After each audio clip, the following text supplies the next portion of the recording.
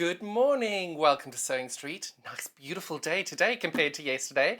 Welcome. It's lovely to have you here. And of course, because you're here nice and early, you're going to be the first to see our beautiful early bird today. Now, this morning, when I was looking at this early bird, we've got Kerrie from Living in Loveliness. I'm so excited. And she told me this morning that a group of ladybirds is called a loveliness of ladybirds. So not only am I bringing you Living in Loveliness, I'm bringing you a loveliness of ladybirds. How adorable are these? They are just so, so, so sweet. But if they're not enough for you, ladybirds have to have some beautiful flowers to be on. So let me open these up and show you just how sweet they are. And these have been secured nice and safely. There we go. Oh, they're just so sweet. Look at these beautiful little ladybirds here. Just so sweet. I'm going to pop them there. You're getting 7 of these gorgeous little buttons here of the ladybirds. And you're also getting 7 of these beautiful flowers. And I love the fact that flowers are different colours and different sizes. I just think that they're so unique and so pretty. Any project you wanted to make for this, you always need a bit of a statement button for these. Imagine just making a nice little summer coat and having that as a single button in the middle. It's so, so sweet. I really, really think these ladybirds are so adorable as well. Look at that. And the great thing is they've got this wonderful detailing on there. You can see those wonderful 3D effects of the little black dots over here, because they are actually little baby spikes popping up. They're so lovely. And then on the other side, it's got a nice big eye to be able to attach that to anything you're wanting to. But just imagine these as a decorative little clasp on a bag. We've got some beautiful, beautiful caddies coming up as well. And I'm thinking having these around the caddy as well as a decorative item. So, so sweet, those. Really cute. And these, all of those buttons available today for £4.48, saving you £1.50. What an amazing deal. And they're just so sweet. And you can see this is the biggest one of them. You've got a slightly smaller one over there. And I love the fact we've got a bigger and a smaller because you can use these for different size loops. It's just such a sweet little project for these. And there we go. Now we're going to keep these just over here because we've got Kerrie's projects coming up and I just want to attach all of these to the side of them. I think they'll look really sweet. So we're going to leave these just over here. But if you're wanting to get these today, do make sure you check them out because then you've paid our one-day P&P of $3.95 and that's you paid for your postage and packaging for the whole day and you don't have to pay it again. So anything else you order throughout the day then is sorted. You don't have to pay any more or any less for your postage and packaging. It's just a lovely way of doing it. Whether you're buying a sewing machine, one of those giant cutting mats, anything, it's all $3.95, all for the $3.95 postage and packaging. But we've got an amazing 4 hours ahead of us today. We've got Kerrie from Living in Loveliness in 3 different colourways of these gorgeous caddies. Really looking forward to showing you those. We've also got Delphine. Look at these amazing purses. These are so sweet. And she's going to be able to show us exactly how it is that you make these. And you've got the wonderful little clasps that go with it as well. Look at those. They are just adorable. And the great thing is she's also going to show you how it is that we attach these bag braces. I know you've probably got the right name for it. This hardware, attaching that with the gorgeous glue that we've got available. They are so good. But we've also got this one as well with a lovely little strap on it. So we've got all different sizes as well, which I think is just such a great way of being able to do, having nice little additional pieces. Now, if you're wanting to get in touch with us, we do love hearing from you, so please drop us an email. The easiest way of doing that is studio@sewingstreet.com. And that will then go straight up to our producer Laura today and she can then read your message out and you can get in touch if you've got any questions for Kerrie or for Delphine or for us or you just want to say hello. We'd love to hear from you. If you want to get in touch with us on our social media, the best way of doing that is facebook.com/sewingstreettv. Again, there's a lovely little message feature on there and we can answer any of your questions and queries that you have for us. So yeah, drop us a line. But we're going to just remind you now how it is that you can shop with us. We get the lovely Kerrie on. Oh, sorry, I'm a little bit early on myself this morning. At the end of the show today, you'll see as well, we've got a repeat of our show earlier in the week, where Freeview was having a bit of a moment. So what we've done is we've split the hours of that show. So at 12 o'clock today, you'll be able to catch up on that. We're just going to remind you how to shop with us, and we'll be right back. Shopping with us couldn't be easier. If you want to shop online, then you can head to our website, www.sewingstreet.com. It will redirect you to our sister channel Jewellery Makers landing page. Don't worry, you haven't gone to the wrong place. We're simply using their website temporarily while we're building our own web shop. Scroll down past the Watch Live part and you'll see all of the products that you will have seen on air on today's live show. You can also shop our catalogue by clicking a category, clicking a product to view closer, and adding it to your basket. Once you're ready to check out, you will need to create an account, which is absolutely free to do so, but it will mean that you can check out on as many orders as you want throughout the day with still only paying one postage and packaging. If you'd prefer to speak to somebody in our UK-based customer service team, then you can do so via the free telephone line number 0800 001 4433. They will not only help you create an account, but will also help you with any of your online shopping.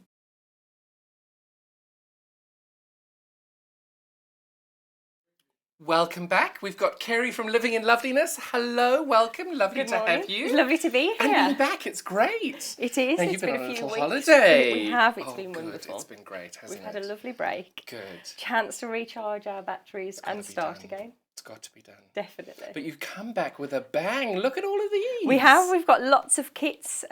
These were from previous shows when I first started with Sewing Street, so I'm quite excited to bring them back in different colourways today. Which is brilliant. And look at that colourway there, those roses, they're so Those pretty. roses are the Liberty, that's the Liberty colourway today. So very useful. It was designed as a craft clutch, but of course you could use this for anything. And actually it's the perfect size to pop your sunglasses when you're out on the beach and relaxing. Now, you see, I do a lot of English paper piecing, so I have a little bag separately for it, and I'm looking at that, and I'm thinking, oh my goodness, English paper piecing It is actually, it is perfect for English paper piecing because you've got two little zips. Oh my goodness! On the inside. Oh, I love. So you can pop all of your small scissors and your clips and your collections and your pieces of paper in there, and you know that they're secure as well. So you can adapt it for anything that you want to use it for, really. Most recently, you really have thought of everything. I'm sorry, but you. This is one of my favourite patterns. I have to say, this is one of my favourites, just because it's so useful and you know, perfect when you're going to classes and you can take your collections there. But of course, when you love a pattern, you'll find different ways and different fabrics to incorporate in there. And reasons to use them. So I think we've got them for lots of different things, really. You definitely do. I'm loving that. So you've got two different colourways? We've got two different colourways today. The one that I'm showing you, which is the Liberty Rose option. So should we have a little look at that one first of all? Please, that'd be great. So let's open this up. I love your kits because you are. I know for you, you pack them all. We so do. You don't realise it's a gift. You're It getting is. a lovely little gift. It wrapped is in actually, tissue paper. if you're buying this for somebody, everything is there that you need to make this collection. I thoroughly enjoy wrapping and cutting the kits. And it's always lovely actually to watch and see how excited everybody gets about the presentation. That's really important. And also, you know, if you don't want to keep it in here, you can dispose of this quite easily, but you could wrap it up when it's made back in the tissue paper as well if you wanted to. What a good idea. But I love the fact your kits come with everything you need. Everything that you need to do need anything to make. other than thread. That's it, and your machine, or you've got a lot of hand sewing there. So your kit includes first of all, you get your pattern, which has got all of your step-by-step instructions. If, like me, you like looking at pictures rather than reading the steps, you've got a picture for each step along there, so you can refer to that and read the instructions on there. And the great thing about this, when we were pre-recording the shows, the whole tutorial to make the Natasha craft clutch is available on your YouTube, so you've got the full tutorial there. And you've got your welcome letter, which just gives you some hints and tips before you get started. And then you've got your A3 templates as well. Now, am I correct in thinking you name all of these bags after family members? I do, yeah. So I do. All of my patterns are named currently after my nieces. So this is my eldest niece, Natasha. And she's, you know, it was really designed for Natasha to keep all of her pens and things for when she does a uni work in there. But all of my patterns are named after We have a lot of children in our family, so I was going to say, luckily you've got a large family. we have got a large family. There's a lot of children. I'm still yet to name a pattern after my daughter Honey, but I'm working on a bag at the moment that I'm going to name Honey. That's So wonderful. she's curious why she's last on the list. Well, you're saving the best for last. Well, I wanted to find the right fabric and the right Exactly. pattern for her. So I try and think about when I'm naming them how it's important to who the product's being designed after. So wonderful. again, in this kit you get everything. So you get your fabric, you get your zips, you get your clasp, your lining fabric, which is this beautiful, this time That's a white beautiful on white. white on white. You've got a little floral design just here, which I absolutely love. That is beautiful. This is one of my favourite fabrics at the moment, and I think when you're looking at this, it's just the right fabric to complement the Liberty just there. And also having that light colour when you're looking for something inside the bag with the lining, it's the perfect way to be able to find anything. Very easy. I don't know how you ladies have used handbags so successfully for so many years, because when I started using a bag, I could find nothing. I now just carry my wallet. It's just This is very true, which is why you'll always find lots of my patterns have lots of pockets, because they're designed with the intention that it's going to be organised in there. It never happens. It still all ends up at the bottom of the bag. I'm still always rummaging around for £1 when I go shopping But it works. for the trolley. But in my mind, when I'm designing it, that's the intention for it. But the colour, I love your kits because your colours are so good. I do. I get so much pleasure from choosing the fabrics. I'm actually really missing being able to physically go and look and choose them. It's not quite the same. So it is really lovely to choose the fabrics and visualise what they're going to look like in the patterns. So this is a new colourway for the Natasha Clutch. This has been on before, but this is the first time in this colourway. And is that wadding at the bottom? Yes. Wadding, perfect. So you get your wadding in there as well. Everything you Everything need to in make there it. that you need to start, yes. Brilliant. So that's our Liberty colourway. That's the Liberty. I think you'll like the next one. Oh, I like the current one. Don't make it sound as though one's going to be better than the other. They're gorgeous. So we'll pop that to one side. This is not how I wrap the kits. It's a lot neater than I leave them It's with. a lot neater, yes. I do look forward to coming every other week and rewrapping lots of the kits. It's got to be done. Oh, that's adorable. So this is your second option today. Sorry, I got a sneak peek of the colours there when she was opening that up. Oh, that is beautiful. And this is your Natasha, and this is the hexes option. So this, if you're thinking about your English paper piercing, would be a lovely fabric. Shall I open that up so you can see? And you've matched it with that gorgeous... Oh, I don't know which one I'd use as the lining and which one I'd use as the outer. There you go. So you have the option, whichever you prefer. I think for myself, and what I'm going to show you today is with this for the option, but you can, of course. That is beautiful. And then you get the 2 zips in there as well, which complement the tones in the fabrics, and your clasp. How brilliant. And of course, your pattern and your templates. Wonderful. Oh, these are fantastic. And you're going to be demonstrating in So this I'm going to colourway. show you this one, yes, today. Wonderful. Fabulous. Let's get started. Let's have a look. So I'm not going... Oh, are we doing the pattern as well? Oh, we have got Because the pattern. because this is the first time that we're doing your This is patterns the on their second own? time. So the last Second time I was on the show was the first time that we bought the pattern. So we have got the So patterns you've got again the pattern this time. just on your own. If you wanted to use your own hardware and your own fabric, you can then just get the pattern on its own. I like that as well because It's nice to have the option, isn't it? Because we've all got fabrics in our collections that I we're don't know not what you're quite talking sure. about. I don't have a fabric stash at all. It's something we never discuss, isn't it? How No, big our shh. fabric stash is. Our other halves may be listening. Very true. We had a great chat earlier in the week how we sneak fabrics in. So the graphic you've got on your screen at the moment is just for the pattern. That isn't for a kit. You're not going to be getting any fabric or the wadding or the zips or the hardware. That's just for the pattern at the $9.99 there. So I'm going to show you today just how easy it is to insert the zip for the centre of the panel, because we are going to look at the craft caddy as well. So once you've made your decision from the fabrics, now previously in kits we decided what the fabric was for your outer side. What you'll notice in these kits this time is there's more fabric, so you have that flexibility to decide which of the fabrics you'd like on the outside. So I'm going to use the hexes on the front, so when I open the purse I can see those. So first of all, the first thing to do with each of the patterns, each piece I refer to by letter, and that's how I refer to each piece in your pattern. So it's important that you mark those pieces up with the letters on there using just a fabric pen. So when I make reference, you know which pieces that we're working with. Okay, and so we're going to look at popping the zips, and the zips have this little tab just to finish those zips off, and so it sits nicely on the inside of the purse there. So first of all, what we're going to do with the 2 tabs, and the tabs are a little too long so we can trim them down in just a moment. With the wrong side of the fabric facing up towards you, we're going to fold these in half and just press to create that first stage of the tab. Once we've done that and we've created that centre fold, we're then going to bring those 2 raw edges and line those up there with your centre fold.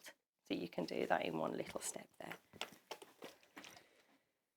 And again this side. So just bringing that raw edge, lining it up with that centre mark on both sides.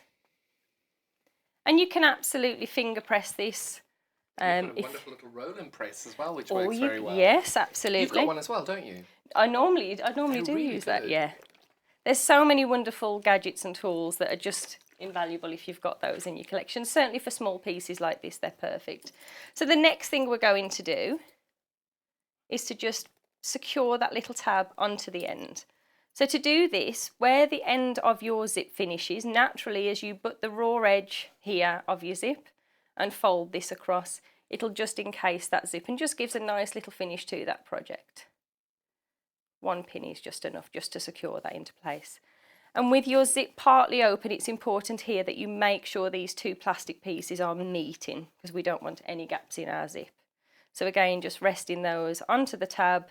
You'll notice that it overhangs, so centering the zip, bringing the tab across, and again just encasing that zip at the end. Sliding a pin through your fabrics. I was going to ask you, are you pinning both sections that way by putting the pin one way Yeah. so you get them all in? Yeah, so you've got both sides there. What we're going to do then is just sew across the edge of the zip using about 1/8 of an inch seam, if you like, from the edge of that little fold over there, so it's nice and close. Because I've now rested the fabric on top, just realised I might be blocking that just there. I've rested the fabric on top, I've rested the foot on top of the fabric. So I've removed that pin because we don't want to sew through the pin, and we're simply just going to sew along that zipper now. So no back and forth, just no straight back over? and forth, straight across. And if you fold the zip over to the end, you can just what a pop that tip. through. So your zip is long enough there to do that. So I'm just popping the zip back under the foot, making sure any extra threads are just tucked out of the way. I seem to have a little thread there. And just by doing that little step there, it means you're not wasting any of your thread. Now we're just simply going to cut that joining thread. And where your tab is a little over, and the reason I do that is sometimes it's quite difficult to rest this part on the machine and get a nice start. Sometimes you get a little bit of a wiggly line, so it means you can just trim those away. So once you've done that step, just line the scissors up with the side of your zip and just trim that little bit of extra fabric off just there. How wonderful. While you're doing that, we've had a message in from Leslie. Morning, Leslie. She's saying, good morning, John and Kerrie. Great to see us both today. Oh, she's loving your Liberty Rose fabric and she finds the clutch bag really, really useful. Have a great day. You too, Leslie. Thank you so much for dropping us a line. It's lovely to hear from you. It's always lovely to hear from lovely, people when isn't you're it? live. So the next thing I'm going to do, so we don't need to worry about using pins while we're sewing. I'm just going to use the glue pen to just run a little glue along the top of the zip there. I've just popped this onto the back of the piece that's going to go on there in a moment, just so there's no glue transferring onto my mat. As we bring that across the top and centre that zip, there is a little gap at either end, and that's to reduce the amount of fabric that we're going to sew over when we pop it into the clutch at a later stage. So just by running your finger across, that secures the zip in place. And then we're going to pop a little more glue on top. You're like me, you love this glue pen. I love these pens. It's amazing how many uses you can find for these pens. If in doubt, get out the glue pen. So the next thing that we're going to do, so you should have the wrong side of the zip facing up towards you. And we're going to place that lining fabric. So this is the fabric that you would see on the inside of the purse. And we're just going to run our finger across and make sure that that's stuck into place, making sure that the sides here are lining up as well. Now, a little tip for you when you're doing your zip and you can't see your zip, what can sometimes happen is we get so close to the zip, it's actually quite difficult to raise the foot and you end up with a little wiggle in your fabric there. Okay. Because we've glued, we don't need to worry about pinning. But if you just slide a pin about a finger space, if you just pop your finger onto the zip, about a finger space ahead, that'll just give you a little reminder to stop when you reach the zip. And so we can open up and access that zip there. Do you know that I've only ever put one zip in once? Why is that? Because it was perfect, and I knew at the next one I wouldn't be able to do it as well, so I thought I'd quit while I was ahead. No, I love putting No, I swear, that is exactly, I've only ever put one zip in. That's so good. That's how we get better, by practicing, and we all make mistakes, but that's how we get better. No, I've done it perfectly. I don't ever need to do it again. So what do you use as an alternative? Buttons. Buttons. There you go, you've got ladybird Exactly, buttons. John, you make me No, laugh. you were telling me a group of ladybirds is a Loveliness. It is. So I never knew that. I didn't know this either. So the ladies that are in the groups that I run on social media, they refer to themselves as ladybirds because a nest of ladybirds is known as Loveliness. I love that. Which is wonderful. Speaking of, yes. We've had a message in from our Facebook page from a lady called Dawn, who you might know. I know, Morning, Dawn. Dawn. She's saying, morning, John and the lovely Kerrie. What a fantastic show. Looking forward to this morning. Lots of love from your ladybirds. There we go. Oh, how wonderful, Dawn. Thank you so much for dropping us a line. It's lovely to hear from you. And have you seen our beautiful early bird? All you ladybirds need all these. Ladybirds, I was so early excited birds. when I They're saw so those good, here aren't today. they? So just to show what we're going to do, because this part's really important, because people will very often ask, how do you know which way to pop your zip in? So the way I always know here is if you look at this part of the zipper foot, and you're resting this along the raw edge of your project, naturally as you sew along to that pin, you get that great finish to your zip. Now this fabric has been glued into place. As I approach the pin, I'm going to stop and drop the needle. And if we remove this pin now, as I raise that presser foot, it just means that I can come underneath and open that zip out of the way without any difficulty because I've reminded myself to stop.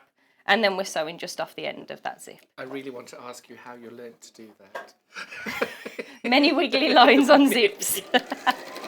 And I'm sure you've noticed I get very distracted, so I have to put things in place to stop myself from getting distracted. Well, I get very distracted every time you bring your kits on because they're just so beautiful. Well, I was distracted on my way in when I arrived to cake and a cup of tea, so that was lovely. Well, it's got to be done. There we go. So as we open this up now, you've got your zip nicely tucked inside, so you've got that lovely finish there. So what's really important at this stage is to make sure this fabric is out of the way of the zip, because what can happen when you press it from the top, that this can have a little fold, and so when you're trying to open your zip, it comes into contact with the fabric. So what I always do at this stage is just fold this back. Again, you can finger press it, but just just run your iron just across the top, only on the fabric, not your zipper, and you know then that it's secure out of the way. And again, we're going to do the same on the top.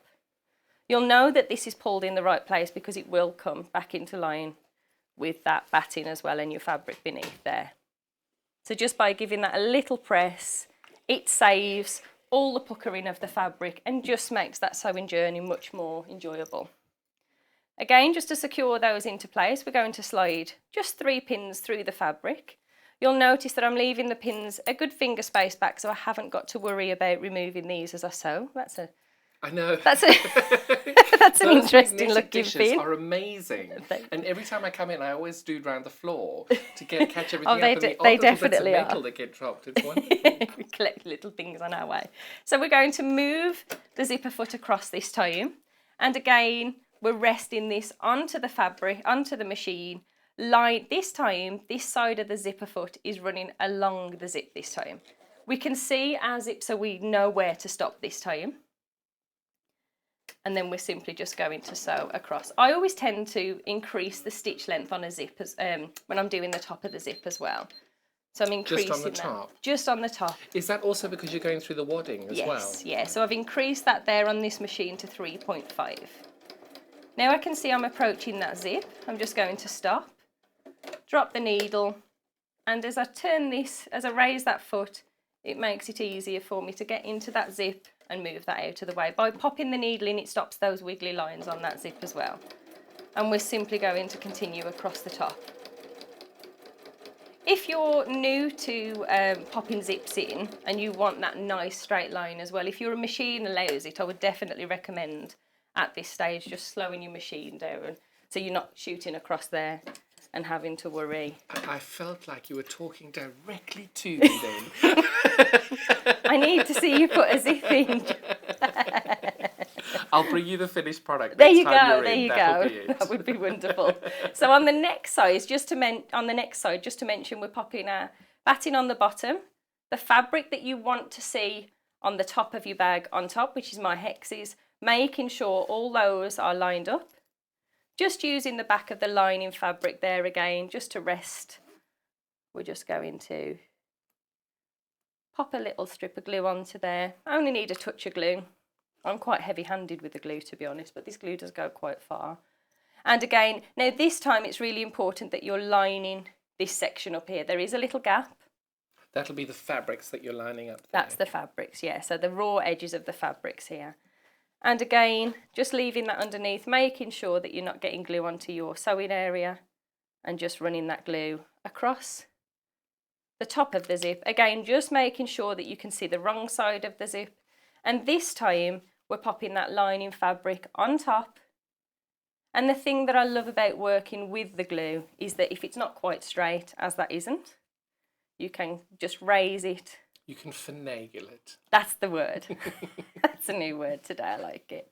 So again, just that little top tip, finger space ahead of your zip. Let me just make that a little easier. Slide your pin to remind yourself, and we're just going to repeat that step again. So just moving that zipper back to the left. Now you see, when you say putting your finger just ahead of it, I would always get confused which way I was sewing first. So naturally, when we're sitting this onto the machine, we want the extra fabric all as if it's going to overhang. So that's how we know we've got it right. On the right way. So when we're popping that finger space on, we're popping it, if Ahead you of it. visualise it, yeah, you're popping it ahead. And again, just lining that foot up with the raw edge of your fabric, stopping when you get to your pin, making sure your needle's dropped and removing that pin, and opening that zip and tucking it out of the way. There we go. And again, just sewing off the end there. And we're going to repeat that stage by pressing and top stitching. You make it look very easy. But I it doesn't really feel love to very see. hard. I really love to see people put zips into collections. I always think when we start out sewing, it's one thing that we leave on the back burner and think, well, when we're a Completely. bit more confident. With so many beautiful buttons in our early bird, why would you put a zip in? Oh, but you could put the button on the centre of the I clutch. know. Oh, that's also true. You could do both, couldn't you? No, John, we're going to do a zip and a button on the front.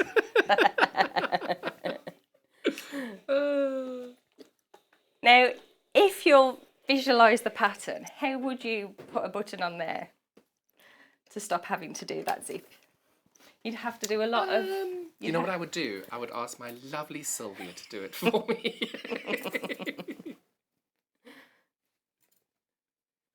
Your Sylvia is very good too. Oh, she's yeah. amazing. I can hear her at home now going, he would too. Yeah. Again, just resting that onto the machine and making sure those pins are tucked back But you're out the very way. good at your demos because I think you've really explained that quite well. I've understood it all completely. That's very I have good. a feeling I'm about to be hindered on Facebook being asked, well, have you put your zip in yet, John? That's Have you put definitely your that's zip in definitely yet?" going to come up. That's definitely going to come up. I've got this image, if you find my address, about 1,200 zips are going to arrive in my studio until I put one in. I mean, next week I'll bring you a little Oh, bundle. I can't wait. I'm in for Christmas next week. Shh. It's a secret. Oh, is it? Oh, okay. I'm not very good with secrets. I We've did had a tell you. message in from Angela. Morning, Angela. Morning, Kerrie, John and all the crew. She's watching with interest because unfortunately she missed you the last time round. Loving the show. Lots of good tips. She's very good. From West Dorset. Love it. It's always quite nice to hear That where people really are from looks as well. good. So this is just how you create that zip. And if I just show you here in the clutch, you can see you've got 2 of those in the clutch. And then we join them by just using a little binding. I'm a bit like you ultimately. And actually, while I just think about it, dependent upon the way that you pop these panels in, you could have your zips opening in opposite ways. So just be careful of that when you're popping this together. That's a very good tip. So if you don't mind, but if you want them in the same way when you do the next step, as I said, this full tutorial is available. And I just quickly want to show you how to attach the binding on there. Because I always think it's really nice, especially as this goes on the lining, to showcase the fabric from your lining on the outer part of your bag as well. So for your binding strips, these are slightly smaller than your top part of fabric here. So you'll have 3 sections. I'm just going to show you how to pop one on with the wrong side of your fabric facing up towards you. We fold this in half, aligning those raw edges, and just press. Again, you could finger crease this stage if you wanted to.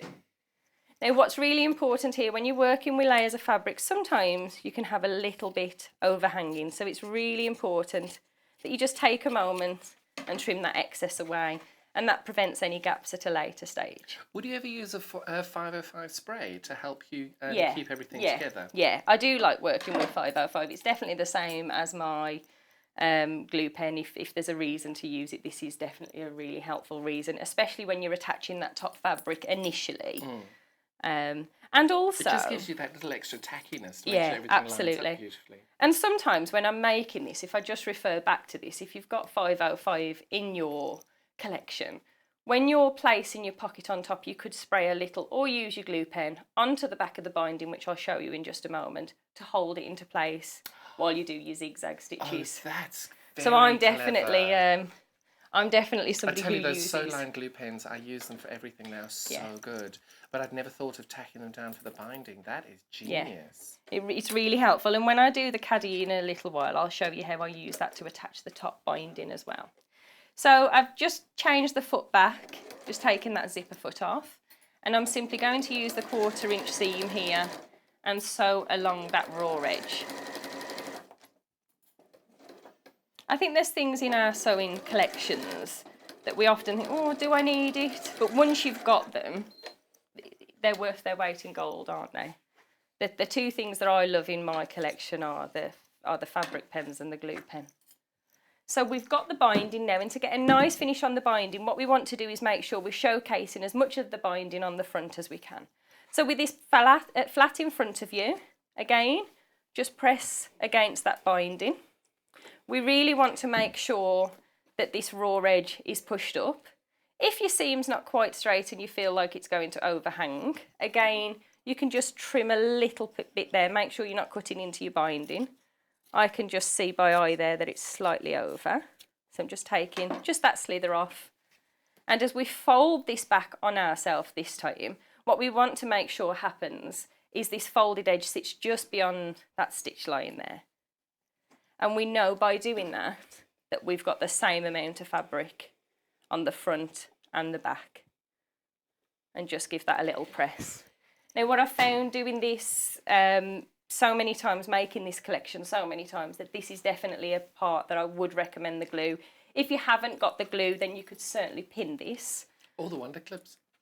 The wonder clips are great, but because we want to secure it onto the panel, which I'll show you in just a moment, just by running this glue over the top again, that holds. Let your fabric cool down once you've pressed it, and that will secure this into place. And that's what I'm going to show you from today, but just so I know I've shown you how you attach this to your panel now, is you're simply placing those in line. So this one with just the one piece of binding goes in line with the bottom, and then your other pocket, if I show you here just as a reference, with your 2 pieces, you rest close to this section here. And this is where, if you're using your glue pen, you could pop it onto the back and attach it to that panel. Or if you're using your pins, although I haven't got the other pocket there, just pop your pins. And this is all shown in your templates, but just pop your pins across at an angle. Perfect. And we join those two pieces of binding just with a little zigzag stitch How there. wonderful. Would you mind just showing the original? Yes. Yeah. Just so pretty. Now, when you open those up, it doesn't matter with the inside binding, because if you wanted to tack that by hand, I suppose you could. Oh yeah, very absolutely. easily, Yeah, couldn't you? absolutely. You could certainly sew that by hand if you want to. I'm sure you've noticed in a lot of my demonstrations, I do love using the zigzag stitch. It means I don't have to worry about that Exactly. perfect straight line. But naturally the zigzag or your decorative stitches, you know, we've all got those machines with those beautiful decorative stitches. This is an opportunity to really showcase And they them. really are special, those Yeah. stitches, and it's And- one of those things you don't always use them. No, and if you've got those lovely, beautiful threads in your collections, you know, pick maybe a bold pink out of there so you can really see those stitches. With this one, I thought that this flower was very delicate, so I stayed with using the white. But you could absolutely, you know, with this one, be fun. You could pick out the blues. You could pick out, I've actually used the same tone. Because even in the hexagons, I've just noticed your hexagons are the same blue as the flowers. Yes. You could then do your stitching in that as well. Yeah. So it's just, they're nice different ways. And the question that I get asked a lot is, I've got all of these stitches, I don't know where to use them. So I try and incorporate them into projects, and this, when you're attaching your binding, is the perfect opportunity to do that. So I'll move that pin so I don't fold and catch that. And I wanted to show you how to put the caddy together as well. Perfect, So that'd we be won't be great. making the full caddy. Now, many of you have not bought our glue pens before. We've just found out we have got them back in stock again. So we will find there's a graphic on the screen at the moment that you can then go and have a little look for our glue pens. You can see how useful they are in this project. And the great thing about doing the demos is any tips and hints and things that will make everything go a lot smoother and a lot easier. She's here to tell us. It's brilliant. So do make sure you check those out because I use them for everything. So now we're going to go on to the caddy. So now we're going to have a look at the caddy. So let's. So we've got these collection. in 3 colourways for the We caddies, have did 3 you say? colourways. We've brought back one of the Riley Blake that we had previously, which was the most popular one, and then we've And got 2 is today. that one That there? is that one. We did have them on the table. We did. They just disappeared. We've got a little fairy that comes in and moves things That around. was a very good fairy. It's I didn't very good. notice Didn't even the see it fairy there. happen. Well, I'm sure our fairy will bring them back. Shall we They have a will, look what you yes. get in the kits? There we go. So shall I get them Yes, to show let's you show them made these. up? I can see them just here. Oh, perfect. Oh, there they are. There we go. So this is That is this is the beautiful. caddy that we've had on previously, and this is your Riley Blake option. And this is one that I did the full demo on, so there is a full step-by-step Oh, perfect. whole demo on your website. What I'll do is there. I'll just ask the team to look up that demo. Yeah. If we can just look up the date that this was demoed before, that'd be great. And so this caddy, you've got the stability of the Bosal foam in there, which I really love working with. You've got pockets all the way around on your outside. You've got your fabric inside there. So this is reversible if you want it to be reversible. Only one of your panels gets stitched onto the Bosal foam there. But you've got pockets on the outside. And when you look on the inside as well, let me just move that handle. You've got the pockets on the inside as well. So And I love that you've got those. Now, we've done this previously on a show. Do we have the date of that show? We're just grabbing that date now Okay. because Kerrie very kindly made this exact one on the show. I think it was that exact one, Yeah, wasn't it? I'm sure it was. On the show. So we're going to grab that so you can then go back and watch the full demo from start to end. But we're just going to I'm cover a thinking few it little might have bits. been the Liberty one. I can't remember. Can't It was remember. one of You them. do so many of these wonderful, beautiful products. So this is the Riley Blake colourway. We've also got the... So we have a rose. So let's do the hexes. Let's do the because hexes, yes. We've just done that in the Natasha clutch. Oh, it's so beautiful. So these patterns were both designed at the same time, and they were designed for when people were coming to workshops, because I was finding that people were coming, they'd have a little bag where they take away what they've made, and then they come back the following week and they've got it in a carrier bag, but a larger size. So it was quite nice to have somewhere with all of the pockets to store the collections that you would use. What have you called it? A sapphire? This is Sophia. Sophia. This is How Sophia. lovely. And this is my niece as well. So Natasha's sister. Morning. She's the next one. Good morning. Is she watching? I'm not. morning. She's probably watching and saying, I'm still waiting for mine. Because I said, if I use your names, I will make you one. And I haven't got a rep. I've made many of these. I know, Oh, just we're gonna have to admitted get on that. She needs to choose fabric first. That's a very good point. She needs to choose But fabric. I'm loving your webbing colour there. What a So beautiful this is a pop. lovely bright cotton webbing. So again, everything comes in your collection. So the last time I bought these on, I did have some lovely feedback, and the foam was being creased as it was sitting into the boxes. So this time we've rolled the foam to avoid those creases in there. You've got your two fabrics which complement the Natasha clutch that we've just had on. So you've got your fabric, there's extra fabrics in these kits as well, and then you get your two handles for the top. So you need very little actually for this project. Of course, then you've got your step-by-step instructions to show you how to do this. And really, it's entirely up to yourself what you use the caddy for. So, you know, you might want to do it if you knit. So there's steps in here to show you how, and I'm going to show you that in the demonstration today, how you distance the pockets for what you're going to pop in there. And again, this is something that we've got for the children with the pens and pencils or for the craft collections.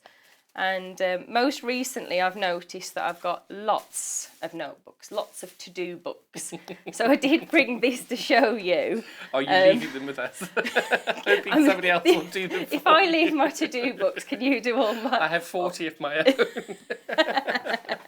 Oh, they're brilliant. So I did see, a lady did send me a lovely photo, and she'd said that she left the gaps on the inside big enough to pop the rulers in, which I thought was a great idea, and I hadn't thought about that. But you know what I love is every time you create a pattern in your head, you've got an idea of what they're going to be used for. Yes. But then somebody else gets it and then thinks of something totally unexpected, and it works so beautifully. Definitely, and you know yourself when you've got a notebook or a bit of paper, you tend to lose them. So I did think that this one would be great for popping all the notebooks into here. You've got space, so I've just made sure these pockets are much wider to allow those notebooks to sit in there. And then also you've got your space on the inside for the projects that you're working on. So this really is going to be my little design bag. This one is beautiful. Going to So, be. and then that is our third colourway, So this is isn't the third colourway. And I think that one's over here. I haven't touched it, I promise. But you want to see the I fabrics. really want to open it, but social distancing and all that, I'm not allowed to. So this is the same that I've just shown you here. And what I love about these fabrics is they complement the pattern and the tissue paper. So the colours in here are just now, beautiful. I'm going to interrupt your flow here. I have just been informed that, did you know that our marketing team has created a Living in Loveliness playlist on our YouTube channel? Did you know that? No, I didn't know. So if anybody wanted to go and see any of the demos that Kerrie has done, pop onto our YouTube channel, and on the top you'll see little names, and on there one of them will say playlist, and if you click on there, we've got a Living in Loveliness That's playlist. lovely, because it would be quite nice actually to go on there and be able to put the dates to when they're on. So I'll have a little look at that later. So they're all on there ready for you whenever you're ready. There we go. Sorry to interrupt your No, clip that's demo lovely there. to hear. Thank you very much for doing that. That's very kind. So you've got the bosal again rolled up as So you've before. got your bosal. We've rolled it this time so it hasn't got your crease. Naturally, these do crease, but you can press those creases out. Just make sure you use a pressing cloth in between your iron to do that, and that avoids any scorching of your bosal there as well. The same as you would with your fabrics. And then these are your two fabrics for this collection.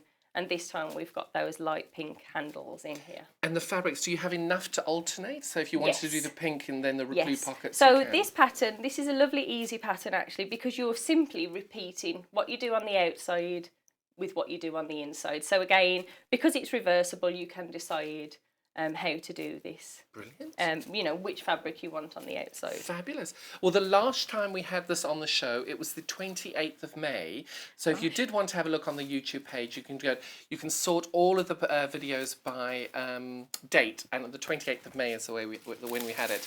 Now, if you do want to buy the pattern on its own, we've also got the pattern available to buy for the Sophia, sorry, Craft Caddy pattern on its own. That's the graphic on the screen at the moment. $9.99 just for the pattern. I kind of think I would have gone for the kit, because you've got absolutely Everything's in there that you need, and you've got the right amount of bosal as well in there that you need, so you're not having to buy any extra. So what I'm going to show you how to do today is just how to make the pockets, and also how to measure up your pockets as well. So to show you just how nice and easy this panel is to create.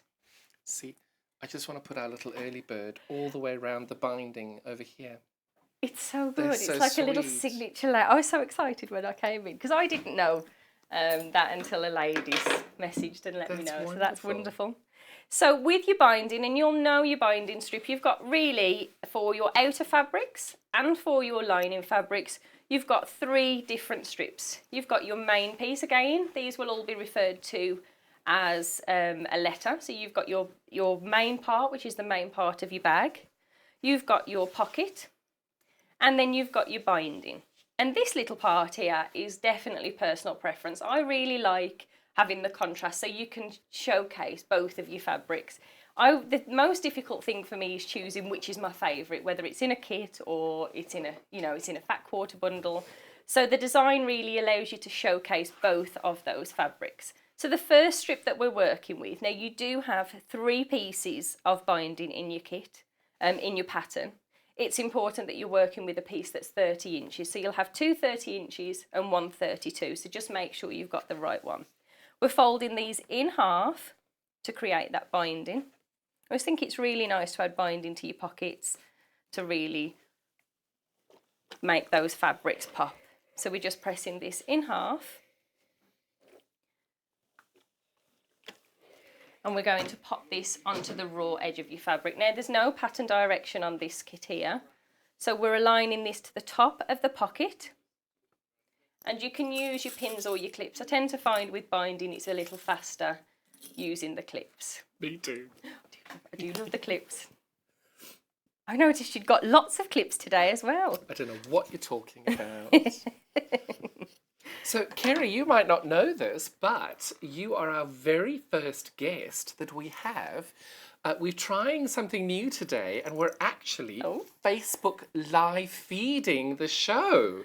We had a few little technical issues earlier in the week, so we're making sure that we've got all the mediums covered, and today is the very first time we are trialling having the show live fed on our Facebook page. Just to double check, that is the Sewing Street TV page, isn't it?